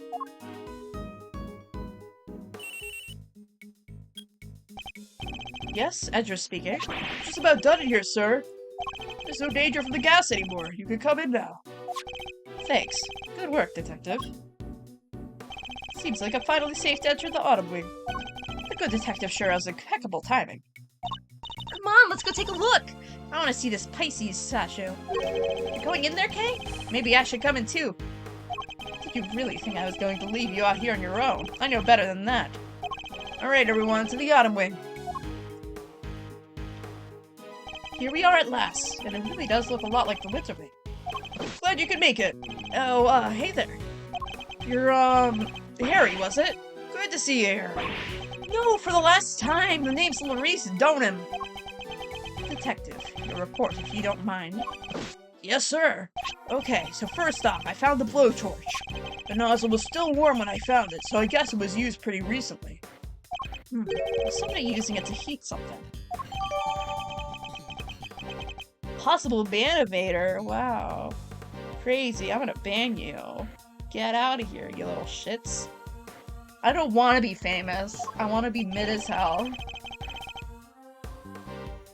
Was the stepladder actually like that when you entered?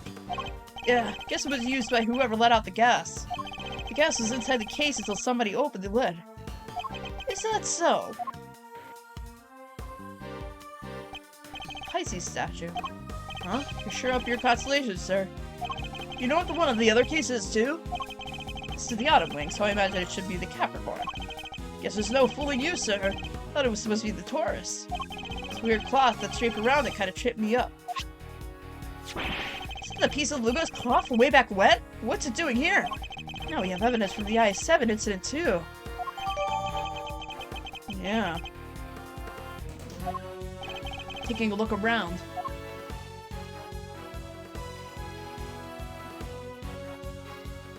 Seems there's a piece of luminous cloth on each of the other cases, too. Yeah, this just makes me want to see what's hiding beneath real bad. Sure, let me whip them all right off for you.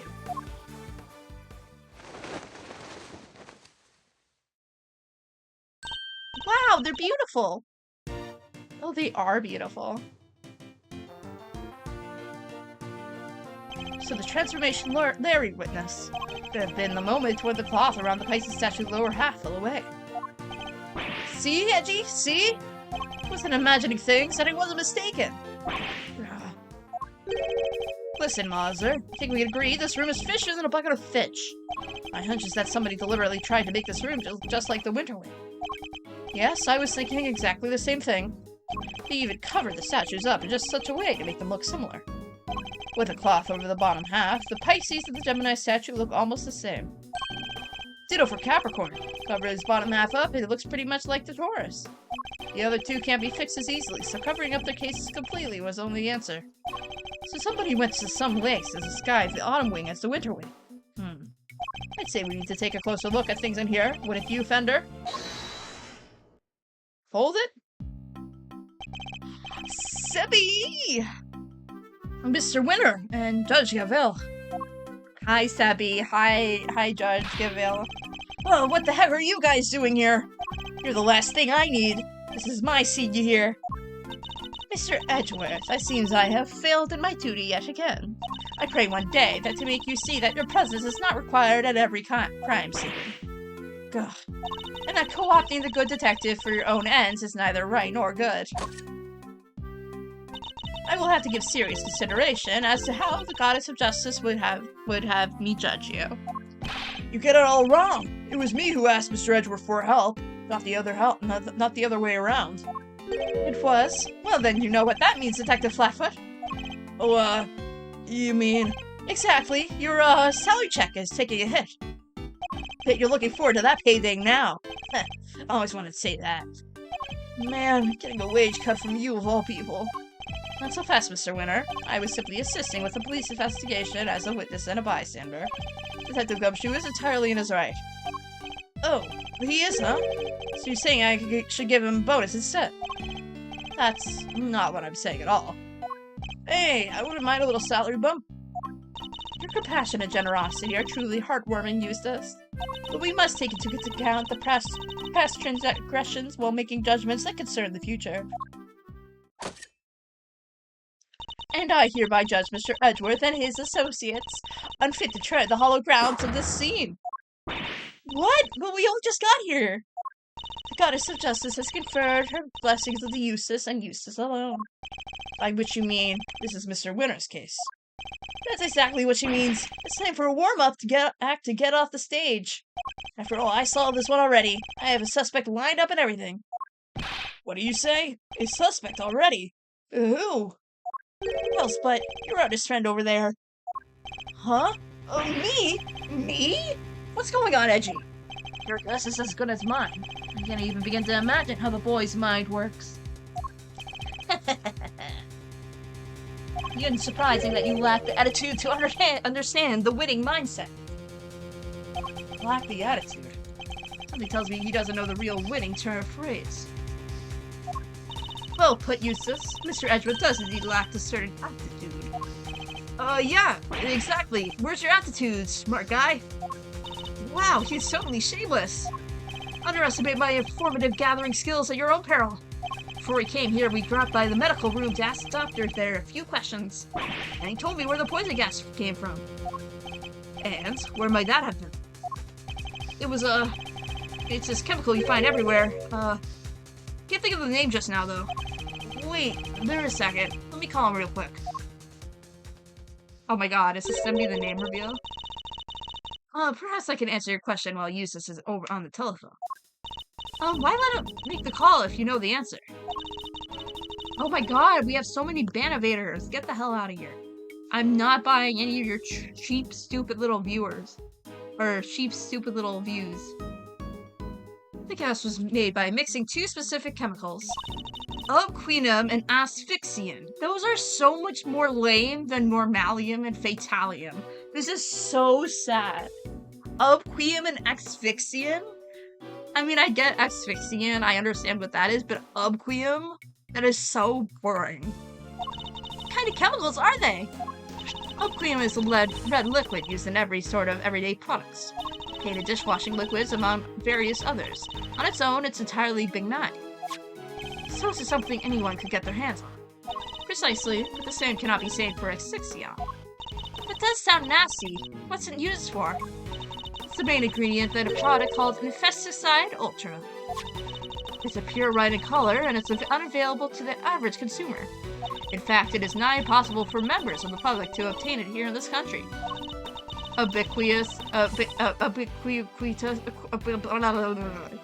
Yes, yes, I see the word. Do I still think it's sad? Yes. But I get it. I know, I get it. Still. Normalia and Fatalia was just iconic. Normal and fatal. Very good. As such, we are currently investigating where it might have been bought from. Asphyxiant mixed together. Oh my god. I'm back, and I know the name of the chemical now. Don't waste your breath. Judge Gavelle informed us already. Huh? Oh, great. That'll make us quicker, I guess. So the source of the gas, ubiquinum, is used in paint stuff, right? And there was somebody here at the gallery today who brought paints with them. Your friend, the artist. You can't just accuse me because of that. Objection to the paints and the palettes in your hands.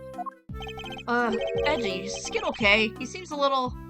Indeed, I haven't known him for long, but he's a little prone to jumping to the wrong conclusions. Hey! Quit talking about me like I'm not even here! Ignore them, Eustace. They're simply intimidated by you. Nothing more. Why not give them another reason to fear you with one of your winning deductions? Winning?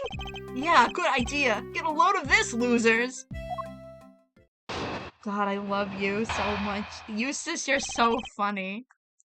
Our friend the artist here won the race to find the victim, and was the first on the scene, correct? And the gas the victim was poisoned with is made by ubiquinum, which, as we know, is found in paint. He was carrying the paint on his person, and he was the one winning stride away from the victim, which surely makes him the winner on our list of suspects. Right, Gavelle? You think so too, right? It is a possibility that certainly cannot be discounted.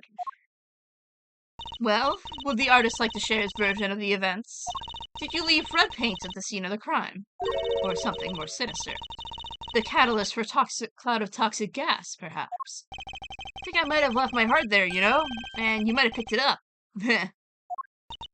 I would be careful of what you say to me. My gavel's already ready to primed to deliver a guilty verdict. Objection!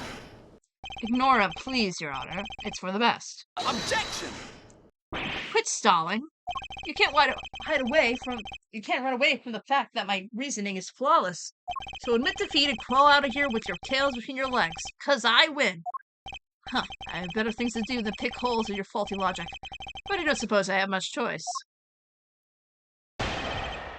Winner's winning deduction. We're probably gonna stop here because I have to eat, and I also have a lot of things that I want to work on today. So we're probably gonna stop there, and we're gonna get to this next week, and it's not gonna kick me in the ass because we didn't do it for like a week. But it's okay, whatever, it's fine, it's all good. Who should we check out? Noah's is playing Kingdom Hearts, which is very fun. We might check out Noah the Otter playing some Kingdom Hearts. Or is there anyone playing? Oh no, he's not playing Kingdom Hearts. Never mind. Ace Attorney Investigations 2. Anyone playing Ace Attorney Investigations 2? Oh, there's someone who's literally playing Ace Attorney Investigations 2, 3. Mika Tail Lover. Pretty cool. I think we should go give some more love to more Ace Attorney Investigations 2 people who are playing Ace Attorney Investigations 2 hit game for the Nintendo Switch and the Steam, I think. And I don't know if there's anything else that it's on, but whatever. Anyway, we are going to be doing more of this next week. And then next Saturday we're doing more Sea of Stars. I don't think there's going to be anything that comes up after that. But yeah, thank you guys for stopping by. This is very fun. We got pretty significantly into case 3.